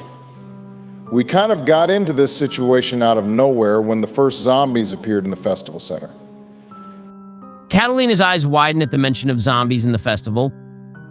Panicked, she gets up from her spot and goes looking through her back room shelves. After a few moments, she comes back with a bright and glowing bottle. Inside is a bright white kitten. The party tried to make out details about it, but the longer you stare, the brighter it seems to get. My dear boys, I'm worried about the village. I wish we had more time, but we're going to have to force awake Donald. This won't fully alleviate whatever is binding him, but this should loosen its grasp on his mind. This won't hurt him, I promise. Consider it payback for saving me. Thank you, Mrs. Spellpaw. Do what you can for him, please. Please wake up, big guy. You're our tank. We need you. Skull Smasher, you're loud and not the brightest. But you have such a huge heart, and where I come from, that's seen as weakness. Please, Donald, prove my family wrong. Donald, you awake before the party. But before we continue with that interaction, let's take a step into your mind, Donald. Oh, what's going on? Where am I? Ouch. My head hurts so much. Donald, you're currently passed out and are stuck inside your mind. The moment you realize this, a blinding white light permeates your vision and a new scene unfolds. In front of you is a haunting sight. A bloody scene lays out before you as several orcs are in the heat of battle against dark beings of shadow and corruption. Many of them, aside from looking like shadow creatures, resemble the form of fellow orc soldiers, only twisted, corrupted, tainted. Ben, what is this? What's going on? Why is everyone fighting? Donald, your words carry out, but no one answers, no one responds, no one reacts. It seems like no one can even see you. Suddenly, you're whooshed across the battlefield, showing you more and more of the scene. You go from battle to battle, the bloodshed spreading more and more as you zoom faster and faster till you stop at the dead center of the battlefield. Before you lies a huge tent, surrounded by a band of orcs doing their best to hold back the invading shadows and corrupted orcs, but slowly you see the lines being pushed in. Ben, what is this? I don't like this, Ben. What's going on here? Why are there so many orcs fighting? Donald, you're whooshed one last time, this time into the huge tent in the center. It's here that we witness the darkest moment in your life, Donald. We come to a main room that's been overturned completely. Many orcs and dwarven soldiers lay scattered across dead. Unbeknownst to the orc line protecting the perimeter, the enemy was already inside, the noise of battle drowning out the screams that were produced during this raid. Donald, you open your young eyes. A young Donald Skull Smasher stands with his great axe drawn, ready to defend himself, the doubt that comes with young age. Only an afterthought for a stubborn, rambunctious lad. Before Donald, his mother, a fierce dwarven maiden, is in the middle of battle against a hooded figure cloaked in a horrendous purple toxic aura. Ben, I want to jump in and attack. I want to help my mother. Don't you dare step into me, Battle Boy. This is my fight. I won't let this vile creature harm my baby boy. Your mother, having taken substantial damage, is doing her best to hide her pain, but you know it. You're not new to battle. You've been out roaming with your father before. You see the signs laid out before you, and right now all you can think is, Dad, where are you? Please, save us. But no luck came this day. Your mother tried her hardest to fend off the attackers, but it was a fruitless effort. For even if she had defeated the hooded attacker, the enemies outside would have easily overtaken her. Being battle-hardened as well, your mother pushes back the hooded figure for one last time. Having succeeded, she grabs a scroll from her sack. She dashes to you, Donald. You dash towards her. She starts to cast the spell teleport. A huge circle starts to appear underneath the both of you. But before the spell could finish casting, a huge tentacle of darkness lunges for you, Donald, and grabs your leg. It starts pulling you in away from the teleportation circle. Your mother, a warrior queen, who, unlike your father, was a fast-hitting fighter, her reflexes honed to a T, and as one last motherly act of kindness, she dashes to you, frees you from its grasp, and pushes you back into the circle, her last words echoing through you. No matter when or where, I'll always love you, baby boy. Go get them, my little skull crusher. In a brief moment, Donald, just before the spell teleports you away from your mother, you see him. The hooded figure. For a brief moment, you see his face.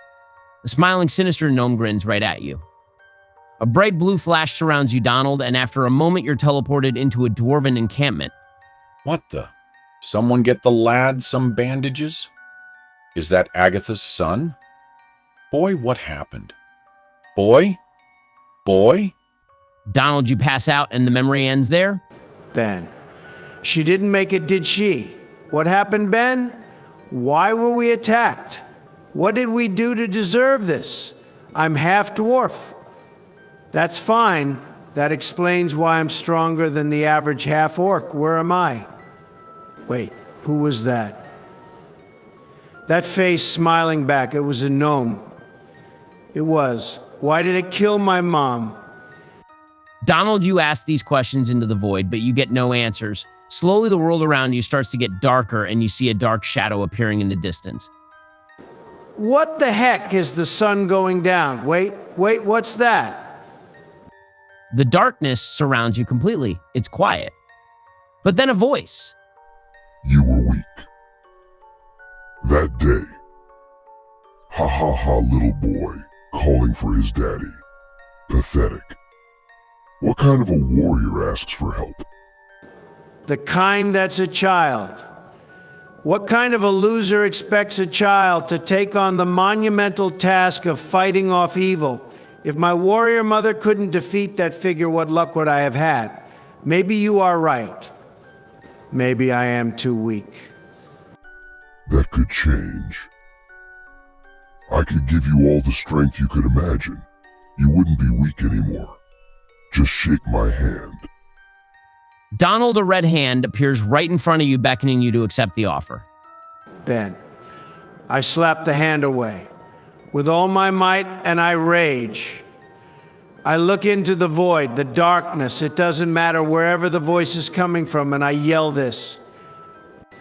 I am Donald Skullsmasher, a half-orc dwarven warrior.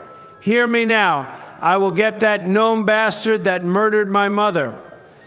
I will get stronger to defend my friends and allies. And most importantly, I will kick my dad's ass. Mother did not raise no fool. You insolent fool. Donald, a blinding white light surrounds you, a yellow, warm, glowing light following suit. It envelops you in its warm hue, a feeling that's all too familiar. It's your mother's spirit. Her love still transcends time and space, and for a brief moment you hear her say, I'm so proud of you. And with that, Donald, you awake in front of your party members, Catalina, Spellpaw, and the Kobold Trio, who all stare at you with worried eyes. As you stare back at your newfound companions, tears fall from your eyes, and Jordi breaks the silence. You cutting onions, Donald? Or did some dirt fall into your eyes? Welcome back, buddy. Fuck you guys. Ben, I give the lads a huge hug and explain to them what I just remembered. Holy fuck, I'm so sorry about your mother, Donald. I got your back, Skull Smasher. Death to all gnomes. You know, sometimes there are two sides to every story. For this instant, I choose to be ignorant of the other side. I'm blasting gnomes too. Ahem. Sorry to cut this short, lads. It's all heartwarming, but we must get to the festival center. Zombies are no laughing matter. You're right, kitty lady. Let's get out of here. The party, along with Catalina, make their way out the back room and toward the front of the shop where everything is still smashed and shattered. Oh, yeah, right. I can't stay and clean right now. Catalina clasps her hands and 3 clay figures rise from the ground with no discerning details, just a basic-looking clay golem about 2 feet high, and all 3 begin cleaning the shop. Satisfied, the party and Catalina head out the door, towards the festival center. No issues come up as the party make their way through town and arrive at the festival center, where they spot Mayor Fuzzybottom setting up a booth for a fellow villager when he spots you all. Almost instantly, Mayor Fuzzybottom appears before the party. You didn't even know he could move that fast. He embraces Catalina, tears streaming down his eyes as he exclaims, Catalina, my sweet sugar paw. It's been so long since I've last laid my eyes on you, never mind hold you. The mayor is beside himself with grief, but it catches everyone off guard, especially Catalina. Honey, what are you talking about? I saw you last night just before bed. Now I know I wake up early and you insist on sleeping in, but this is no proper reaction.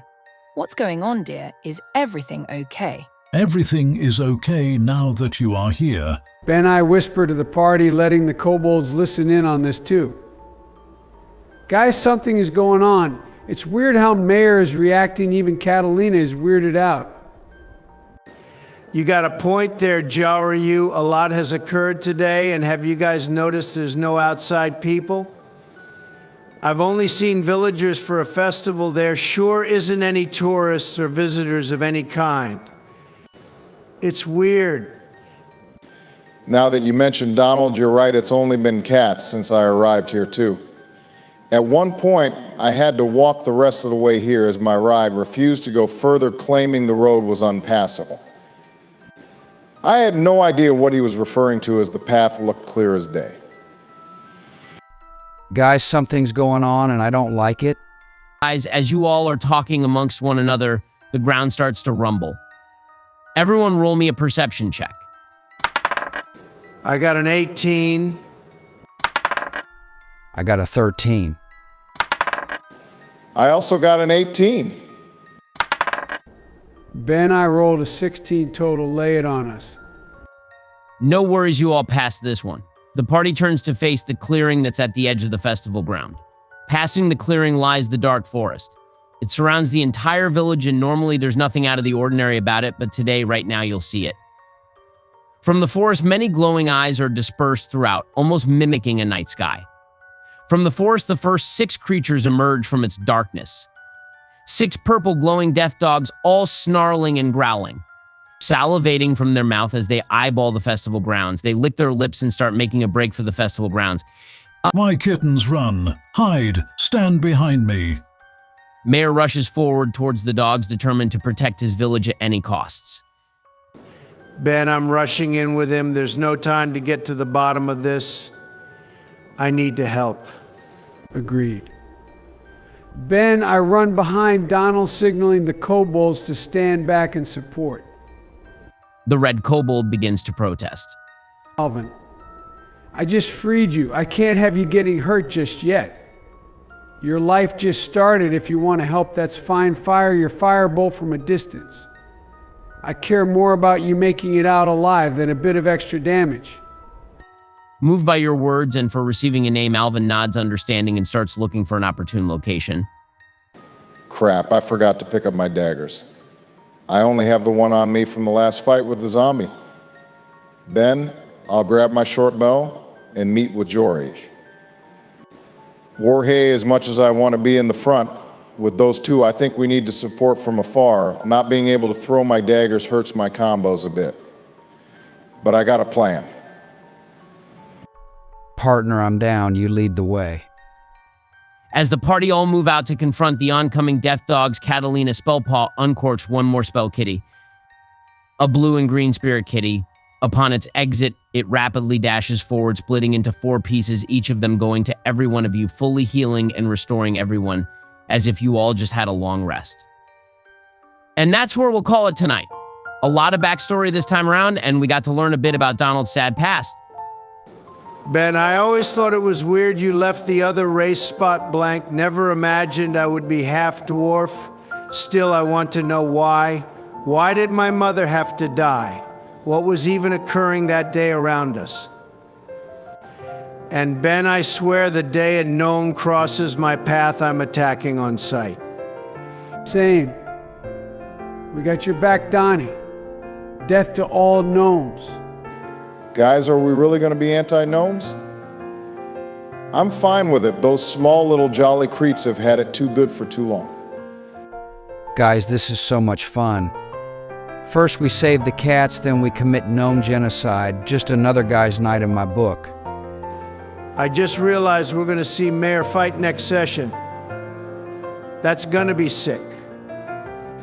I'm super curious what class you made him, Ben. Hey, you guys hungry? I could really go for some KBBQ if anyone else is down. Oh, hell yeah, partner, I'm game. I'm starving. Ben, you drive this time. I don't think Joe can talk his way out of another speeding ticket. What can I say? They call me Flash Flash. The 100-yard dash. Sure they do, buddy. Obama, no worries. I'll just have a car come pick us up. You coming, Ben? You know it. And with that, we'll call it a night. Thank you so much for watching. We can't share enough how much this means to us. We hope you keep coming back, as we have no plans to stop. Make sure you subscribe, as that's the easiest way to keep up to date with the series, as our editor is not the best with social media, but you can always reach out in the comments or on channel posts. Our D&D community is constantly growing, and it's amazing to be a part of it. Shout out to Aurorai and the Golden Swordman, both creators that are working hard on their respective series. Show them some love for both great hardworking people. Have a good night and get some rest. Make sure you eat. Now let's munch. I'm fiending for some spicy galbi. Welcome back, everyone, to another episode of The Mystery of RockWish, a 5th edition DnD homebrewed adventure. We'd like to thank everyone who's been watching the series, as this has been a blast to create, and we're going to keep going. Stay tuned for announcements. With that out of the way, let's get back to our story. Hey, can I do the recap this week? Sure thing, Joe. Go right ahead. Awesome. So last episode, we found out a lot of backstory. First, we found out the purple dagger was stealing Catalina's life force. But after Donald smashed it, she was fully relieved. But that blast didn't come without consequences. Donald got hit with it, and it sent him into a sort of coma. But Catalina was able to help him wake up, and Donald was able to recover a memory. It wasn't a happy one. The memory Donald Skullcrusher recovered was the death of his mother. She sacrificed herself to ensure he would get out of a brutal battle. His honesty led to more questions, but at least we know why Donald hates gnomes. You know the boys got your back, Donnie. Hell, I'll get the Secret Service boys will roll up on all our D&D ops. That's my man. Joe, you know this is make-believe, right? There are no real gnomes to roll out on. Oh, I know. I meant they all get down here, they make some characters, and we got a 100 party. Imagine what we could do. Ha ha ha ha, can you imagine having to keep up with that many players, Ben? Joe, while I like a challenge, I don't think I could mentally handle keeping up with that much story. Fair point. I'm still attacking on sight. Anyway, after that, we all gathered in the festival square meeting up with the mayor. He acted like he hadn't seen Catalina in a while. It threw her off, but before we could try and figure out what's up with the mayor, 6 vibrant purple death dogs appeared from the forest edge. Mayor ran right into battle with Donald and I following in pursuit. Jorge and Brock are looking for a good spot to provide support. I don't know what we're getting into or what level Mayor is. One thing I know is we gotta fight. Yup, I got my axe drawn, and we're all fully healed thanks to Catalina. I know we're all suspicious of the village, but they are constantly healing us. Brock and Jorge, yeah, don't you guys still have your mayor's blessings active? Oh yeah, we do, don't we, partner? That's gonna give us an edge. A name like Death Dog, I won't lie, I'm a bit intimidated. We got this, Jorge. You cast your spells, and I'll draw my bow. I got an ace for this fight. With that intro out of the way, let's get back to the story. With the appearance of the Death Dogs, Mayor dashes towards the forest edge, determined to keep them from getting close to the festival in the village. The sun has started to set. You all could have sworn that the day hadn't moved so fast, or had it? You all can't focus on that now. Donald and Jaryu make a run for it, following behind Mayor, determined to also help save the village. Brock, having realized you're short on daggers, you choose to find high ground with your Haiti to provide support from afar. You pull out your bow. Just a small reminder, Obama, your character only has 30 arrows. That should be more than enough for this battle. I just want you to keep track, which shouldn't be a problem since you're already policing yourself on dagger count. Catalina, having fully recovered, the entire party will stay at the festival edge and act as the last line of defense. With this in mind, she casts a huge barrier around the village. This will protect it from any kind of elemental or energy damage, but it's still susceptible to thrown objects. Keep that in mind.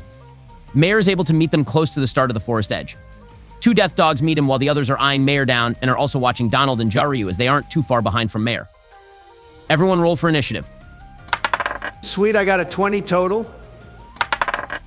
I got a 14 total. I rolled a 9. Thank goodness I have a +5 to initiative. I got a 19 total. Let's go. I rolled a 13, not the luckiest number, oh no. Mayor rolled a nat 20 and the Death Dogs rolled as follow. The first 2 Death Dogs facing Mayor rolled a 21 total. The Death Dog on the right side of the trees rolled a 16, and the 3 Death Dogs packed together rolled a 12, 10, and a 3. So the round will go as follows. The 2 Death Dogs in the front facing Mayor will go first, followed by Mayor and Donald going second. Jorge will follow them with the Death Dog in the top right going next. Obama and Joe, you guys will go next. Then we end it with the pack of Death Dogs all bunched up to the left. As the battle starts, a blue fog covers the battlefield and darkness has fallen and the sun is fully set with the moon slowly rising. Mayor draws out his mace and is ready to defend his village. He hasn't noticed you guys as he's so focused on protecting the village. The Death Dogs each go for an attack on him. The first dog lands 1 attack on him, dealing 8 damage. Mayor passes his first roll as the Death Dogs bite him poison. The second Death Dog goes for its 2 bite attacks as well. It fails 1 attack and succeeds in dealing 8 damage, and also poisoning Mayor, dealing an additional 1 damage, and he now gets disadvantage on rolls. Holy cow, Ben, are you trying to get him killed? He's taken 19 damage already. I know it seems daunting, but let the mayor cook. I got a feeling he's a force to be reckoned with. Mayor takes both attacks in stride, and as quickly as he was poisoned, it completely fades. His connection to protect his village gives him immunity to diseases or toxins of any kind. He raises his mace and proclaims, "By this divine kitty light, you shall not pass."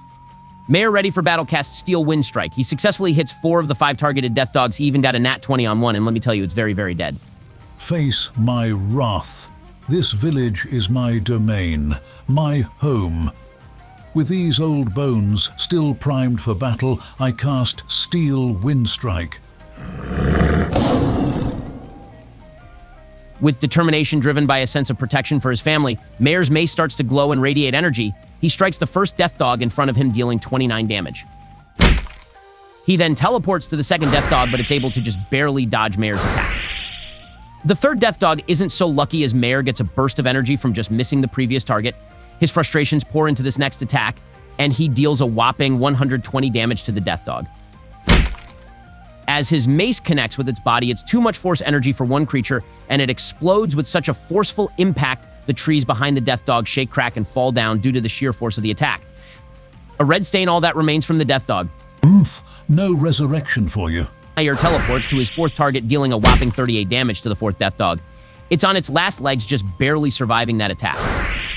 Mayor teleports his way back to his position and hits the 5th Death Dog in front of him for 27 damage. Holy cow. What power. What strength. I know we're a bit suspicious of this guy, but I gotta admit, I'm downright terrified right now. Donnie, it's more than just that. He used Steel Wind Strike, which is a 5th level spell. A powerful one at that. Mayor has to at least be level 9. There's a few classes that can learn it. Off the top of my head, I know Rangers, Warlocks, and Wizards have access to it, depending on how they built their character. Holy cow, partner, I have never seen someone so big move so fast. He's a force to be reckoned with.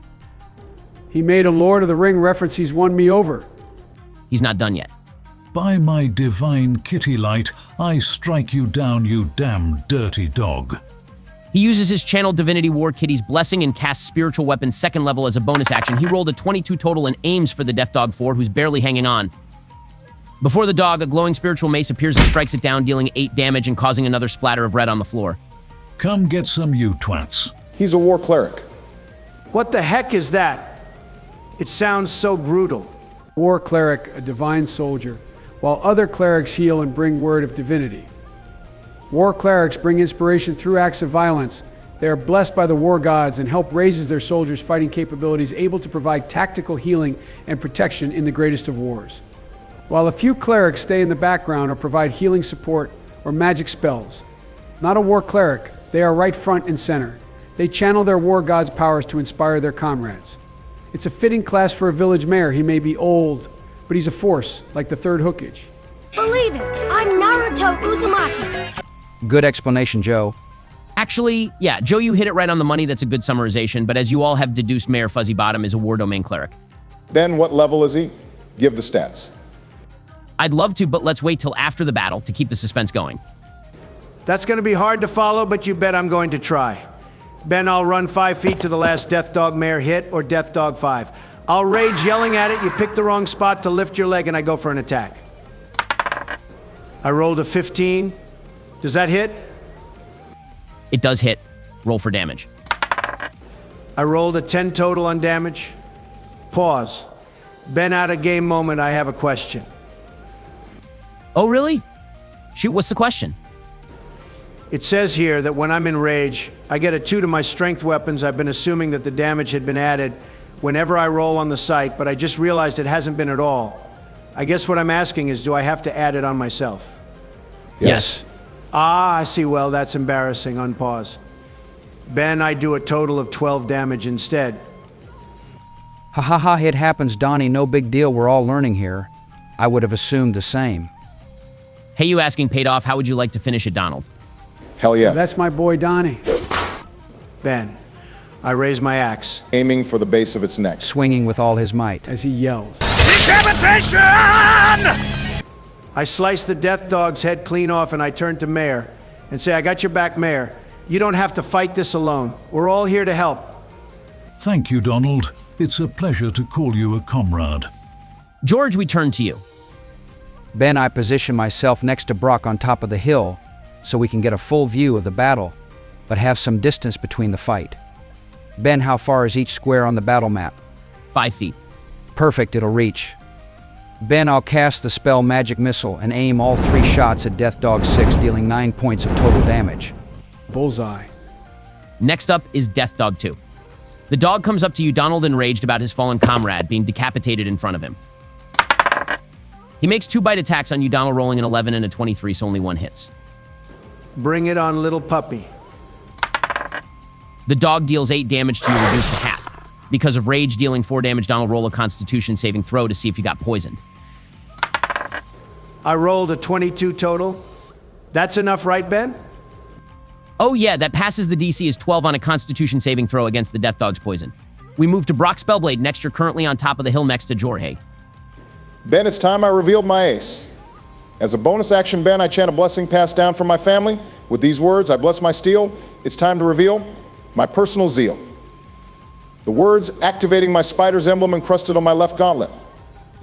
By paying the cost of some health points, I can do a number of things, but to start by offering 1 HP, I get a bonus 2 to melee damage and 1 to ranged weapons. By offering 2 HP with a ranged weapon, I can fire 2 arrows rather than 1, both to the same target. I also get the bonus from 1 HP as well. This bonus lasts for 1 minute or 10 rounds. I'll pay 2 health points, the blood being drained from my body into the spider's emblem. It starts to glow green, and steel webs start to infuse with my bow. I then take aim at Death Dog 6 and shoot 2 arrows at it. Hot Dog, I rolled 2 17s for a total of 22. Those hit for sure. Roll for damage. Well, isn't that something? I rolled a 1 for a total of 5 on the first arrow, and a 6 for a total of 10 on the second arrow, dealing a total of 15 damage.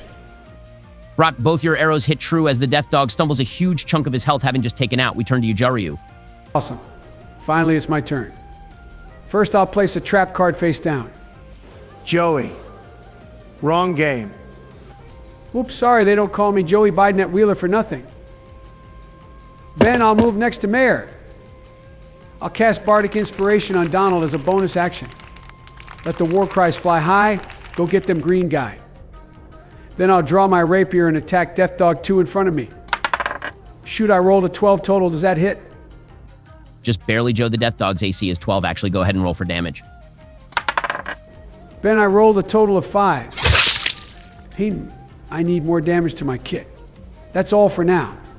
Not just yet, master. From the hill behind you, Joe. The red kobold, whom you have named Alvin, launches a firebolt at the death dog you just hit. He rolled a 16 to hit and deals 5 damage to it. Joe, from this point on, you can control Alvin. He will perform his actions on your turn.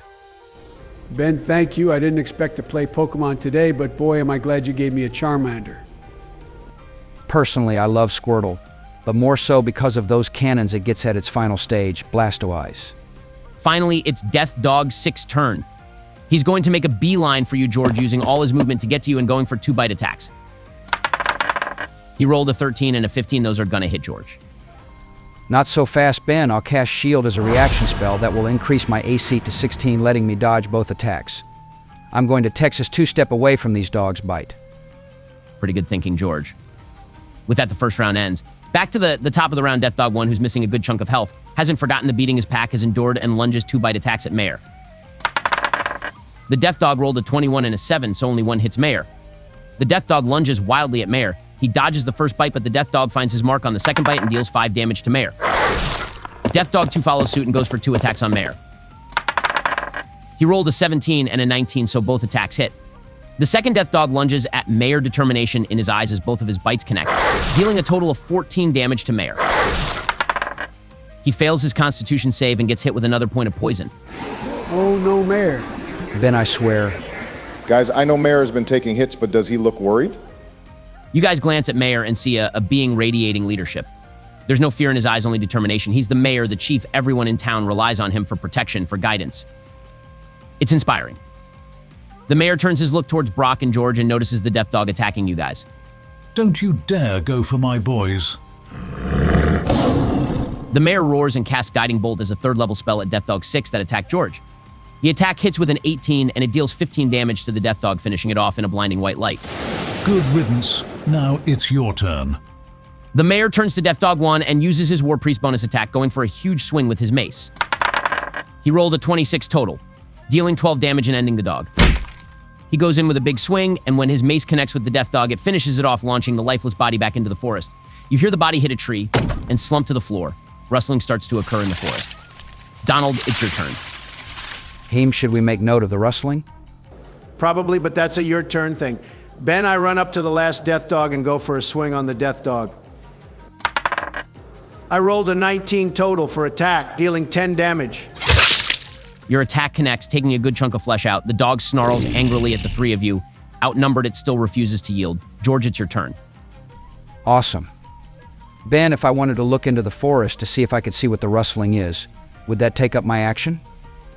It depends. For a quick look, then I'll allow it as a bonus action, but to search and look closely, you'll have to use an action. The difference being is you get no bonuses using it as a bonus action. I have a feeling this is important.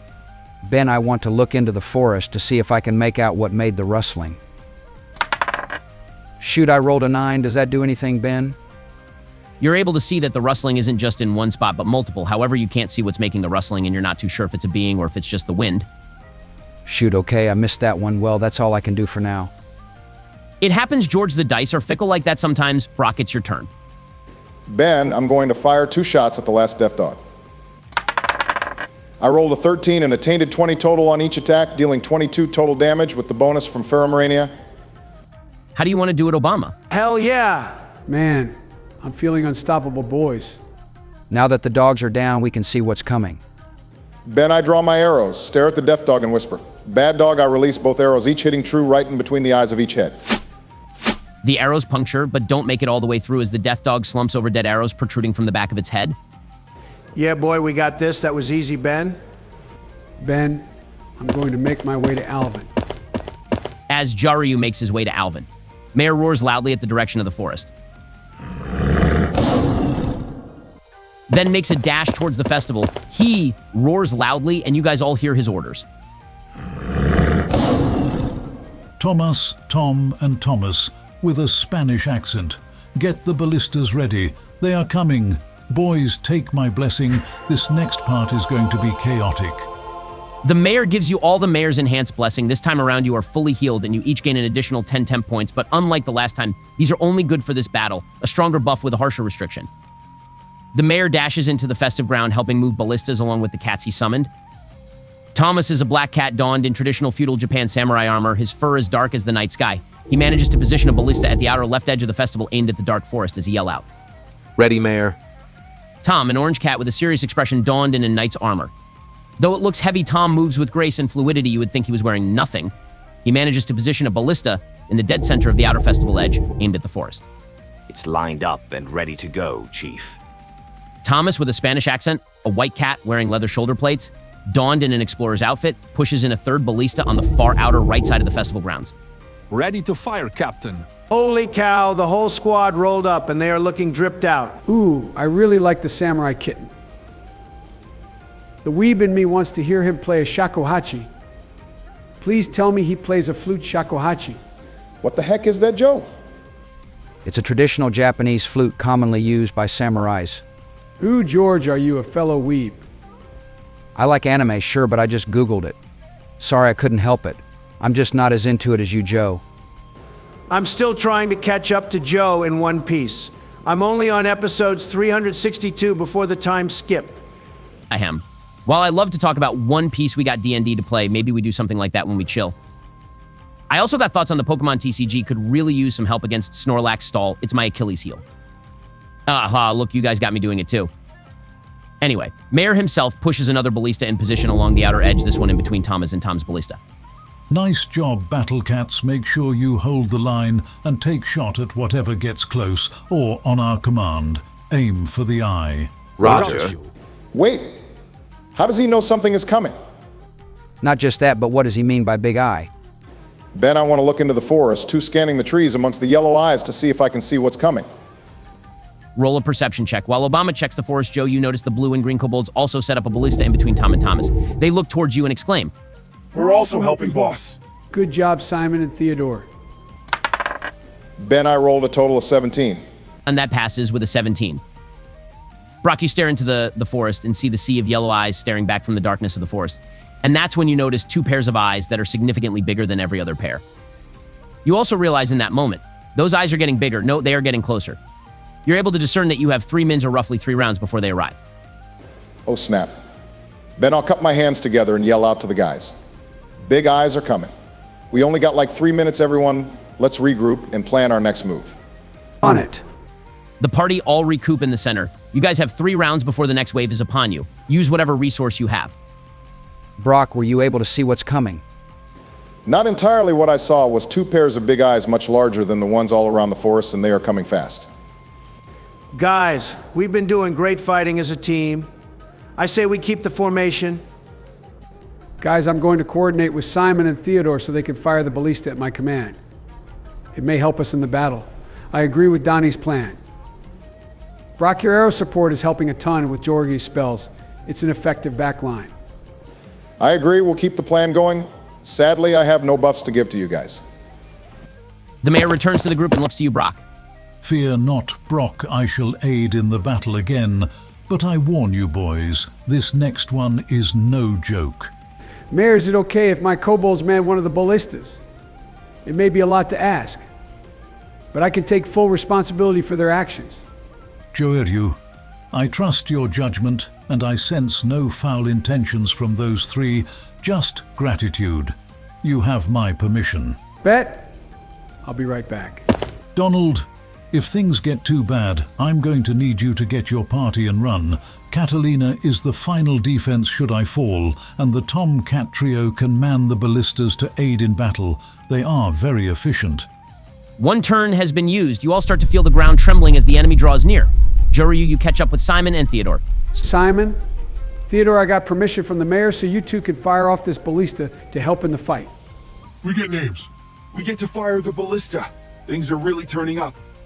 That's the spirit, Theodore. Simon, I'm counting on you guys. You aim and Theodore will shoot alternate till you figure out who's the better shot. Accuracy is crucial, and I promise you this will be the first of many toys to play with. Whoa! Then I'll make my way to my position. Does anyone else wish to do anything? Ben, I want to get in my spot and ready my axe. I start to chant my mantra speed. I am speed.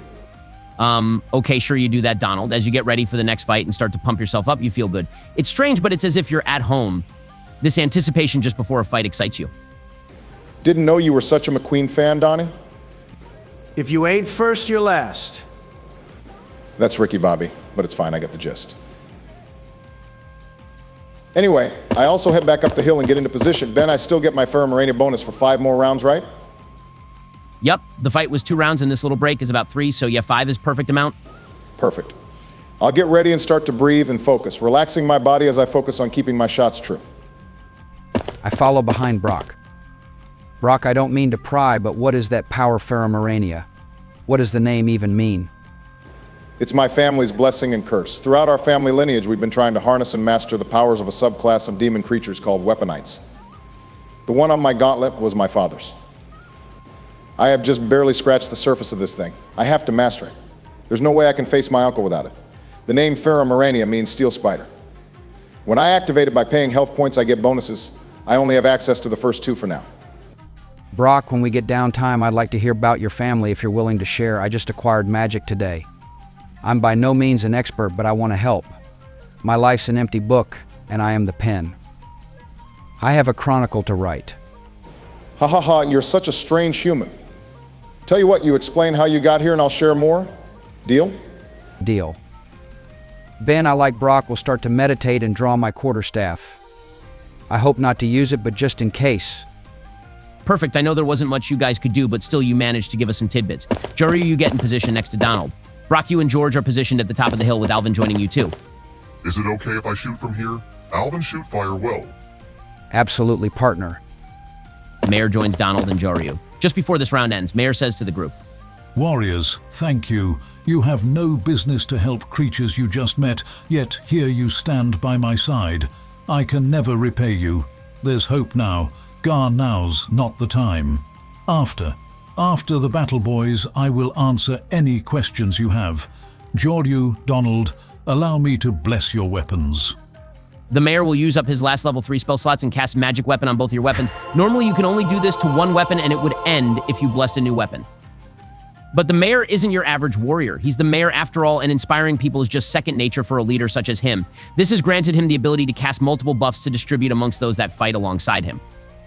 With this spell, both Juryu and Donald's weapons will get a bonus 2 to attack rolls and damage rolls for 1 hour. He then, for the final round, casts Healing Word at level 2 and heals 14 HP to himself. Get ready, boys. They are here. Those words ring true as before the party 4 hulking beings emerge from the forest.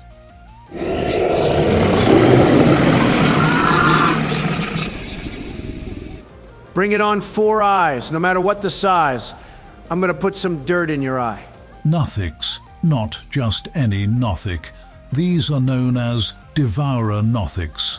They are much bigger than their normal brethren, with a hunger that knows no ends. They can't be reasoned with. We must defeat them. Roll for initiative.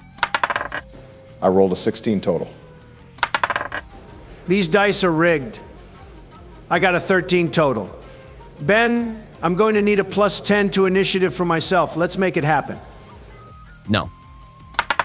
Donald, that's still better than a 9. I got a 14 myself, Ben. Mayor got a 17, Alvin rolled an 8, and the Devourer Nothics rolled as followed 4, 15, 19, 10. The order is as follows. Nothic 3, Mayor, Brock, Nothic 2, Juryu, Donald, Nothic 4, George, Alvin, and Nothic 1. Nothic 3 moves to face Mayor and Juryu and goes for 2 claw attacks, 1 on Mayor and the other on Juryu. He rolled a 17 and a 3, missing you, Joe, and dealing 6 damage to Mayor with a vicious claw attack. Is that all you got? You wretched creature. I've had it with this same battle over and over. The Mayor starts to channel his divine power, calling forth the blessings from not the War Kitty, but the mighty War Cat Catamonium.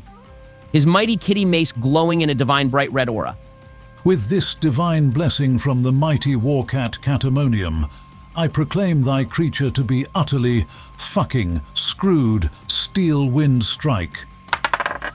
The Mayor, through the use of his divine intervention, calls upon Catamonium to use Steel Wind Strike without using a 5th level spell slot. He targets all 4 Devourer Nothics, making an attack on each of them. He rolls a 15, 17. A nat 20 totaling is 26. That's so busted, he gets plus 6 to hit. That spell is no joke. He rolled a 9 total for his last attack, so only 3 succeeded. In an instant, Mayor teleports to Nothic 1 and bashes his mace on the Devourer Nothic's head, dealing 39 damage. He teleports to Nothic 2 and goes for a bonk and deals 21 damage. He teleports to the Nothic 3. His third attack on Nothic 3 was a critical hit, dealing 103 total damage to the Nothic, utterly eviscerating it from this realm. Only a carcass with its hideous eye remained lifeless. He teleports for his final attack on the last Nothic, but it's able to dodge out of the attack in time, and Mayor returns back to his starting position. Mayor then yells out fire. As a bonus action, and one ballista arrow is launched from the defensive line. Sadly, Thomas rolled a 10 and misses his shot, the arrow completely flying past the Nothic, meeting its endpoint into a random tree as it falls to the ground from the force of the arrow. Brock, it's your turn. Ben, I'm going to activate Pheromoralia for its second effect, and I'll pay the price of 2 health points. Brock, just to let you know, I know the Mayor's Blessing is active, but the cost for Pheromoralia will subtract from your regular health. Theoretically, you could knock yourself unconscious if you get your base health to 0, despite having the buff. It's only for abilities that cost health, such as this one. Just a heads up, you're nowhere near that happening, but just food for thought. Understood. Thank you, Ben. After paying the health costs, I shall take aim with my short bow and fire 2 arrows at Nothic 1 that's right in front of our group. Ben, I rolled a nat 20. Let's go. How do you want to do this, Brock? You're killing this thing for sure. Ben, I draw an arrow from my quiver and nock it.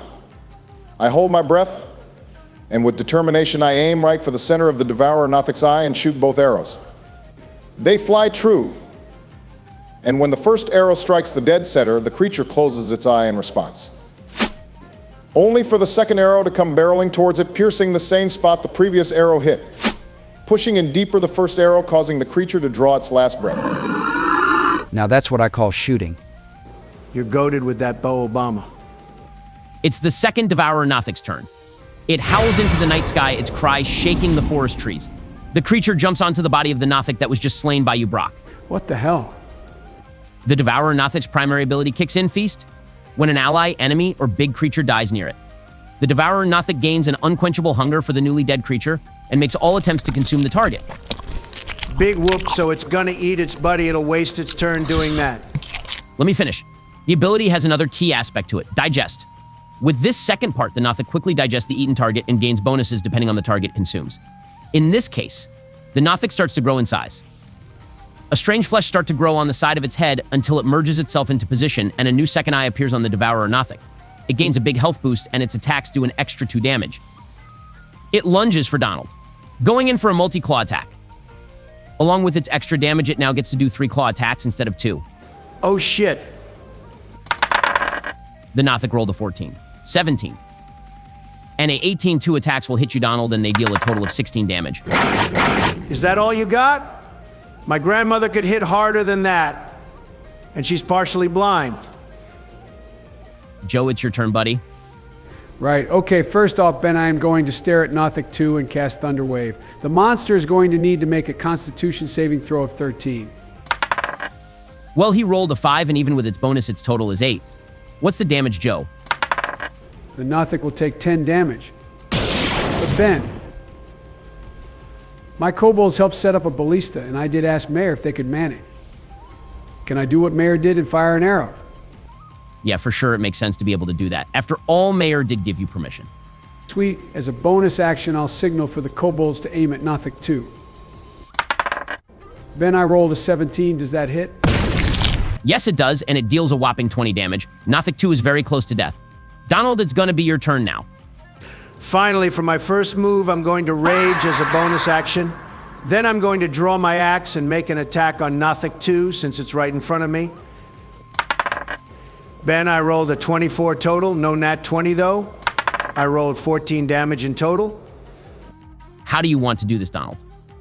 I grab my axe with both my hands and I raise it over my head. With all my might, I bring down the axe on the Nothic 2, extinguishing the life from its giant eyes. It's now Nothic 4's turn. Angered by its situation, it starts to howl at the top of its lungs. It lunges to Nothic 3 and starts to devour rapidly. Once it finishes its meal, its attention turns to the body of Nothic 2. It lunges again, this time towards Nothic 2, and it starts to devour its flesh as well. It's just eating? Jorge, look closer, it's growing. It's growing and getting stronger. Nothic 4 had received no damage, and now it's only been buffed. The Nothic's body transforms even more as 3 eyes appear near the original big eye. Its hulking body is now twice the size it once was. It has now become a greater devourer Nothic. It goes for a multi-claw attack on Mayor, slashing 4 times. The Nothic rolls a 12. A 17. A 19. And a 22, the Nothic does a whopping 28 damage to Mayor. No, Mayor, are you okay? Donald, I don't think we can play around with this enemy. I'm okay, Joryu. I'm still kicking here. The Mayor tries to dispel your concerns, but he can't hide the fact that the last attack hurt. Mayor, hold tight. Guys, throw everything we got at it. I was hoping to save this last slot in case an enemy got close, but look at the size of that thing. Ben, I used my final spell slot, and I used the Spell Witch Bolt. I rolled a 19 for a 24 total. Oh, that hits for sure. Roll damage. Also, I want to clear up Witch Bolt for you, George. The old way used up an action to keep using its bonus turn damage, but from what I read, they recently changed it in the 2024 Player's Handbook. It now uses up the bonus action of a turn, so you're free to use other spells in conjunction with Witch Bolt's 10-round passive. The other restrictions apply if the target leaving the range or finding cover ending the spell. Thanks, Ben, I made note of it. That definitely helps. I rolled a 15 total for damage. An arc of lightning begins to shoot out your body. Your hit connects with the Greater Devourer Nothic and deals 15 damage to it. It doesn't even register the damage. Its eyes are still set on Mayor. Next, Alvin will use his Firebolt cantrip to attack the Greater Nothic. He sadly misses, only rolling a 7. His Firebolt misses the big target and hits a tree in the background. The force of the blast brings it down, the noise echoing in the distance. Having eaten all the fallen Nothics, the Greater Nothic activates its ability, I'm Still Here. It gets to use the fallen Nothic's initiation position to attack on those turns as well. Wait, what? It's going to get 2 turns off before we get another one. Ben, that's so rigged what the hell it's going to eat Mayor. Ben, I just want to remind you I can still order military strikes. Tread carefully. Ha ha ha ha, blame mech shaking. He helps write this stuff. Jokes aside, yeah, this is looking harsh. Now it's the Greater Nothic's turn again. It activates its ability, I See You. It starts to shake about, releasing small little balls into the air.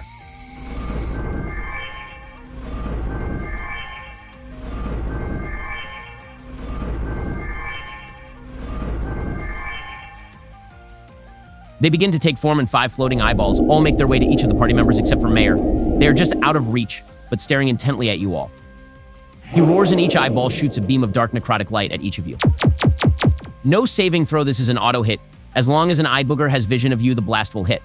This is a passive ability that activates regardless of the Greater Nothic's actions. You each suffer 2 damage. Everyone minus the Mayor. No, Alvin. He doesn't have much health. Ben, you're gonna be hearing from my lawyer. This is rigged. How does such a small light sting so much? Gra. It's the necrotic damage. It's like getting hit with a blast of death. Son of a bitch that stings. Gra, I don't feel so good, master. It's the Greater Nothic's turn again. It stares at Mayor. Anger and malice fills its grimace. It uses a Greater Rotting Gaze on Mayor. The Mayor has to do a Constitution saving throw. Dang, sadly he only rolled a 7 total. Oh no, Ben. The Greater Nothic deals 31 damage to Mayor. Mayor is on his last legs, just barely hanging on. Hi, Kamala. Yeah, I'm going to need you to start readying an invasion of Texas. We're just going after one guy. Minimal collateral damage at most this time. Joey, I'll help you. That's my backyard. We'll get that son of a bitch. Okay, I fear for Mecha King in the first safety, but I must push through. It's the Mayor's turn. You would think he was invulnerable despite being on his last legs. He's still standing tall. You think you can actually kill me? The heavens themselves failed and birthed a new being. I will not fall. The Mayor first uses a bonus action to cast Healing Word at level 2, restoring 12 health to himself. Then he casts his final level 5 spell slot. He concentrates all his energy into his eyes. They start to glow a bright red as he declares his spell. You vile fiend, stare upon the eyes of utter judgment. Hold, monster. The Greater Nothic fails its wisdom saving throw, and it locks eyes with the Mayor, a stare down for the ages, neither breaking gaze. Donald, it's your turn now. As long as Mayor isn't bothered or moved and allowed to keep concentrating, the spells can last 10 rounds. Wait, isn't it Obama's turn? Yeah, what gives? Sorry, it's an added effect for Mayor. Being a war cleric and the chief of his village, Mechagan gave him the leadership ability. Upon casting spells that debilitate an enemy, the caster can force a player's turn forward. That being said, Donald, I rolled a 2-sided dice and it landed on you. Sorry, Joey. Good to know, Ben. Since Mayor can't use the ballista, I will this time. Ben, first I'll grab my axe and slash right at the Greater Nothic's right arm. I rolled a 17. Does that hit? Yeah, it does. We're pretty far into the battle, so I can inform you all. The Greater Nothic keeps its natural armor from its previous form, so its AC is 15. Go ahead and roll for damage. Ben, I rolled a 10 for damage plus 3 from my weapon and plus 2 from rage for a total of 15 damage on the big eyeball fucker. Then as a bonus action, I'll yell at Tom. Hey Tom, shoot the arrow at the big eye. Donald, roll a d20, you need a 15 to hit. No plus to hit for them, unfortunately. Oh, hell yeah, that's what I'm talking about, Ben. I rolled 16. What do I roll for damage? Good shoot, Donald, and nothing. The ballistas do a flat 20 damage. I mean, they are pieces of war. It felt weird to roll for a machine's damage, but that's just my personal preference. Ben, you just like robots. I know Machinas and Gadgets have been your favorite deck since they first released.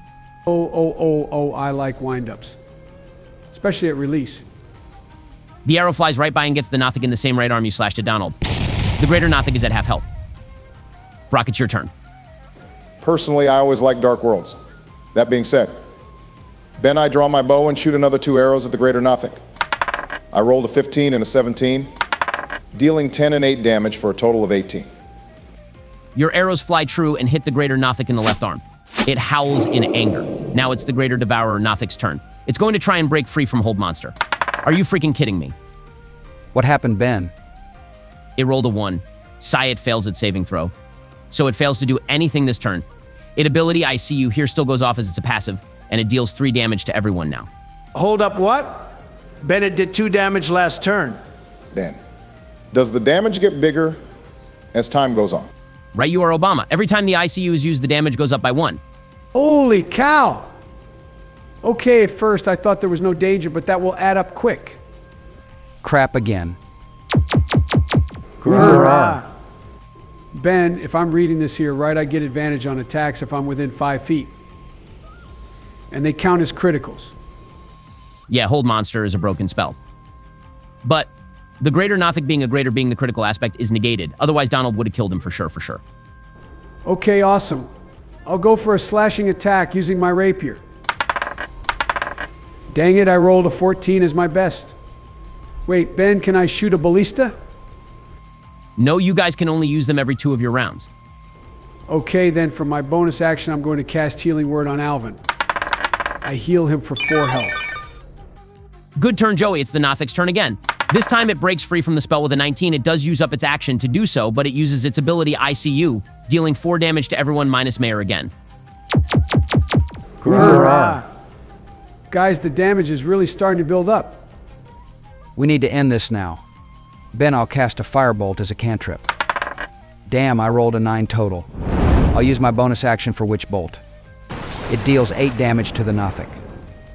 It's now Alvin's turn. He uses his Firebolt cantrip. It hits. He deals 3 damage to the Nothic. Thomas, shoot the big eyeball, please. That's my boy learning manners already. Alvin rolls a freaking 20. It doesn't do critical damage, but the arrow fires true and gets the greater Nothic right in the top eye. It's on its final legs and looks desperate to survive. Let's go, we got this. It's not over yet, Donnie. It's really not. The greater Nothic closes all its eyes, except for the wounded one that's closed. Its body starts to bubble and fester. It twists and it turns in impossible shapes.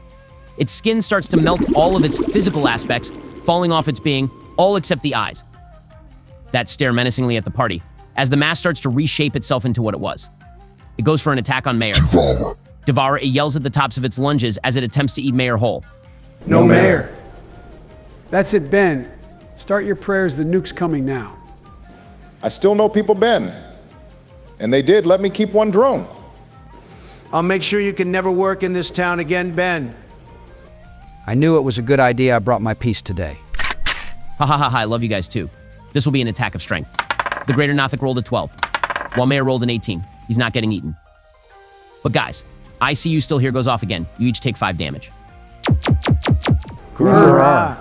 Guys, we can only take 2 more of those. Joe, Alvin can't even take another one. Oh no. Oh man, did we even try to shoot the floating eyes? Oh crap, no, we didn't even try. Guys, are we going to die? The Nothic will take its turn again. It starts its turn and immediately uses ICU, dealing 6 damage to everyone and knocking out Alvin. Tell my brothers I love them must. Hurrah! Alvin knew. Fuck, this is bad. What can we even do? Guys, I'm sorry, I should have shot the eyebutters. The greater Nothic goes for a multi-claw attack on Mayor. All 4 attacks will land on Mayor. The first claw attack deals 5 damage. Oh no.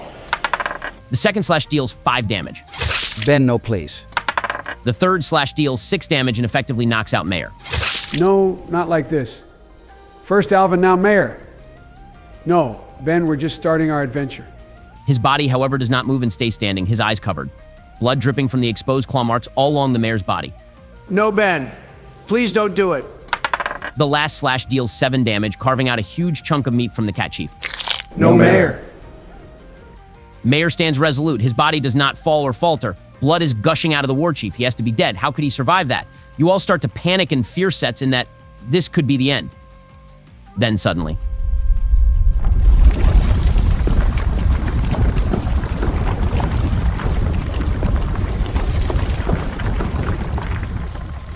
The earth starts to shake the ground underneath Mayor's feet, starts to crumble and break as red energy erupts from the ground. A huge pillar of red raging energy surrounds the Mayor's body. He starts to glow a bright red, and you see an outline of a mighty war lion. Mayor erupts from the pillar, revealing his true final war form. Battle Lion Mayor Fuzzybottom, the first of the Battle Lions. Fear not, warriors. It's going to take so much more to kill me. The Mayor grabs his kitty mace, now transforming into a mighty sword. He approaches the greater Nothic, the creature's skin bubbling from the massive radiant energy coming out of Mayor. He raises his sword, divine energy gathering around it. A tremendous amount of power is gathering around the sword, briefly turning the battlefield into day as he lowers his sword for the final slash. The energy erupts all at once upon the Nothic and his body explodes, light gushing out of every orifice as gray and black body parts start to scour the battlefield. But from the remaining pile of mass, 3 spectators pop out of the mass and they all stare at the party, their voices echoing in everyone's head. What insolence is this? What loathed creature dares to interfere with our master's plans? It's these wretched things. Come on, Purpose, just turn your bodies inside out and be done with this. Shut it, both of you. This has never happened before. We've never been revealed. Wait. There's 3 more of you. What a pathetic little cat. Still can't protect your little village. Oh, my kitten died. Boo-hoo. Remember how much he cried over that? What a loser! We're going to enjoy finally consuming all of your precious keys. Ben, what's going on? What are these creatures? You're a load of genius over here. Finally, get the bright idea to speak. Hey, what right do you have to shit talk? Mayor just bodied your greater Nothic. Silence. The purple floating spectator goes in to attack Brock, but stops suddenly as it notices Mayor's energy growing. If you move, I will end you. Oh yeah, old man. The purple spectator moves closer to the party, slowly extending out its tentacles in an attempt to capture you guys. Oh, hell no, Ben. I didn't sign up for that kind of horror. Death is starting to look better than this. Ben, my body is not ready. Mayor roars like never before. It moves everything. The sound waves reverberate throughout the battlefield. His sword glows bright red and blue. The spectators all stop in their tracks and immediately begin to attempt to teleport as Mayor appears before them, ready to strike each and every one. But they are too slow. Mayor appears before each of them just before they can teleport, and he bonks them each in the eye, throwing them into the portals they started to conjure. Oh, I'll get my revenge for this, you stupid cat. Just wait till we get out of this. You're going to regret this decision. You worthless piece of... As Mayor bonks the last of the specters, the portals all close. The battlefield clears of its spiritual energy and the battle is over. Simon and Theodore at this time can be seen rushing to dispense aid to their brother. Mayor returns to his battle form. Ben, I too rush to Alvin's aid. Is Alvin gonna be okay? He will be okay. He didn't even get a chance to do any death saving throws, so some healing will bring him back. Ben, I want to regroup with Mayor. I have so many questions. Yeah, me too. Ben, I'll also join them. You all gather around Mayor. But before you guys could ask him anything, he proclaims. Boys, you must have so many questions, but they will have to wait. I think you can all agree that battle took everything out of us. Ha ha ha ha, these old bones just don't recover as quick. Yeah, you make a great point, actually. I'm fine with getting back to the festival, get some aid, maybe some food. Oh yes, please, I'm still hungry, and now after this battle, I'm starving. Ben, at the acknowledgement of the game plan, I'll go over to Joryu and the kobolds to let them know what we're doing. The party and all members of it make their way back to the festival grounds. Beaten, battered, and smelling a little burnt, everyone slowly makes their way back to the festival. A crowd of villagers there, ready to celebrate your victory and provide you all with food, drink, and bandages. Oh my me, Brock, can we question Mayor later? I'm really hungry. Yeah, Brock, me and the kobolds really want to try out those cakes that look like cats. Good role modeling, Joey. Shouldn't they eat some food before dessert? What? No. Why would we do that? Wait, when did I become everyone's dad? Is this cause of the daddy joke? Yes. Well, for fuck's sake, yes, all of you guys go eat. We already missed attacking the eyeballs, might as well just get info later. Yay, we get to munch. Wait, what did happen to the eyeballs? When the spectators appeared, they all vanished since the Nothic was dead. Okay, out of game moment. Ben, that ability was nasty. It really amped up the fight. We wouldn't have survived without the mayor there. Okay, one pause. Ben, I'm going to go get a drink. Okay, the party disperse amongst the festival, partaking in all the food booths. There are games and activities to do, but you guys are way too battered to even think of participating in those. But it's okay, there are still 4 more days left of the festival.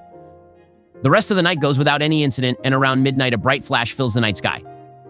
An aurora appears over the village, and in the night sky, as a bright blue comet comes into view. Whoa, what is that, guys? It's the reason why we have this festival. That comet is the reason our village and being came into creation. Catalina notices the party's wonder at the night sky and approaches in time to hear you, George. Our village is called RockWish for that reason, and this is part of that rock. Catalina reveals a pendant she has around her neck, and it holds a blue rock that seems broken, with a strange marking on it. This is the source of my magic, the source of my life, and part of the reason we were created. It all happened by chance, so long ago. Wait, how did you get the rock up there down to here? The lights and comet you are viewing in the sky is an echo. That comet fell, and when it did, we came into creation. But how? What kind of magic can just create a whole new race of beings? I wish I could be more helpful, but not even Mayor can answer that one. Catalina, where is Mayor? That battle took a lot out of him. I know he plays it off as a big, strong cat, but channeling the war battle lion is no easy feat. He's in his office right now, relaxing in his office bed. Do you guys have a bed in every room? Absolutely. A good comfy bed is required for random naps throughout the day. I agree. Finally, someone understands the importance of sleep. You have no idea how hard the Secret Service fought me on sneaking in a bed into the Oval Office. Those couches just aren't comfy. Catalina, Mayor offered us to stay at the Cozy Kitten. Ah, yes, that's the village inn. It's in the center of town, closer towards the entrance, so newcomers can find rest. Mayor told me about the arrangements just before he went to his office. Whenever you are ready, I'll guide you guys to the inn and we'll all call it a night. As Catalina stated, whenever the party is ready to call it a night, she will lead you all to the inn, and the party can make its first long rest and end the first day of the Festival of RockWish. Guys, today was really eventful. Yeah, it's hard to believe it's just been a single day. Tomorrow will be another day. We can ask Mayor our questions, figure out what's going on with all these monsters appearing, and help out the village for the remainder of the festival. After that, though, I don't have any plans. Ben, I raised my cup filled with that good, strong, sweet Dwarven Punch Ale. Dwarven Punch Ale, always a fighting good time. It's been a blast hanging with you guys. Want to keep the momentum going? We haven't made it official, but we could form a party. Maybe we didn't say it out loud, but I just figured we already were. We may have different backgrounds and stories. But damn it, we work well together. I think together we can do great things. Ben, I too lift my cup filled with that good, strong, sweet Dwarven Punch Ale. Dwarven Punch Ale, always a fighting good time. I need to find my dad and beat him up. After the festival, of course. Aside from that, I'm as free as can be. Whatever you guys want to do, I'm in. To be fair, I don't even know where to begin to find my father, so for now I agree we should stick together. Ben, I raise my cup filled with that good strong, some say the strongest sweet Dwarven Punch Ale. Dwarven Punch Ale, always a fighting good time. Ben, I raise my beer. Ha ha ha, kidding, Ben, I raise my cup filled with that good strong sweet Dwarven Punch Ale. Dwarven Punch Ale, always a fighting good time. Ha ha ha, you guys are ridiculous. Catalina, we're ready to go to bed. The party follow Catalina to the Cozy Kitten Inn and call it a night. Tired, beaten, and ready for bed, the party drifts off to sleep. And that will end the first day. Before we fully end the session, we will turn to Mayor, who's in his office. He's drawing out a map on a piece of paper. He leaves a note next to the map, and then he sits in his mayor's chair and lets out one heavy breath. I'm so sorry, boys. I thought I had more in me. Please help RockWish. Please save my kittens. Please save me.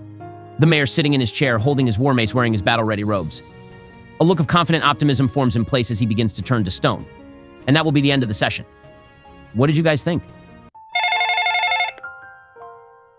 Hello, officer. Yes, I need to report an attack. A man is about to catch some hands. I'm going for a 38th charge. That's right, Kamala. Give me every police officer in the area.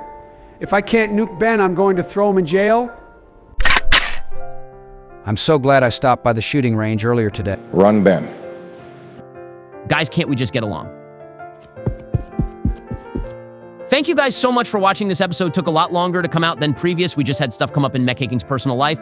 Plus, we learned a lot about editing to fine-tune the video. Here's to hoping you guys enjoyed it. But we are not going anywhere. We have so much more story to tell, games to play, and things to rank. We'd like to throw a shout out to Kevlar, RPG Mechanic, and President's DnD. Check out their videos. We're all part of a much larger President DnD community. And the more content being shared, the better in our opinions. Countless stories are waiting to be told. We hope you guys like and subscribe, as that's the best way to keep up with the series and support the channel. We hope you guys are enjoying it. Make sure you guys get some sleep and eat. Ben, we're all calm now. Let's go get some chilies. I'm starving after that. Really? I love chilies. Yeah, let's go. Kamala said no anyways. Something about not using police force for stupid reasons. I think she's just bitter Donnie won. And my gun jammed, so I'm also out. I was just in for the shits and giggles. Let's go eat. I could go for a mid-tier steak at affordable prices. Plus, it's happy hour. Let's get moving. Ha ha ha ha. Never a dull moment, I have been. Not when you're with good friends.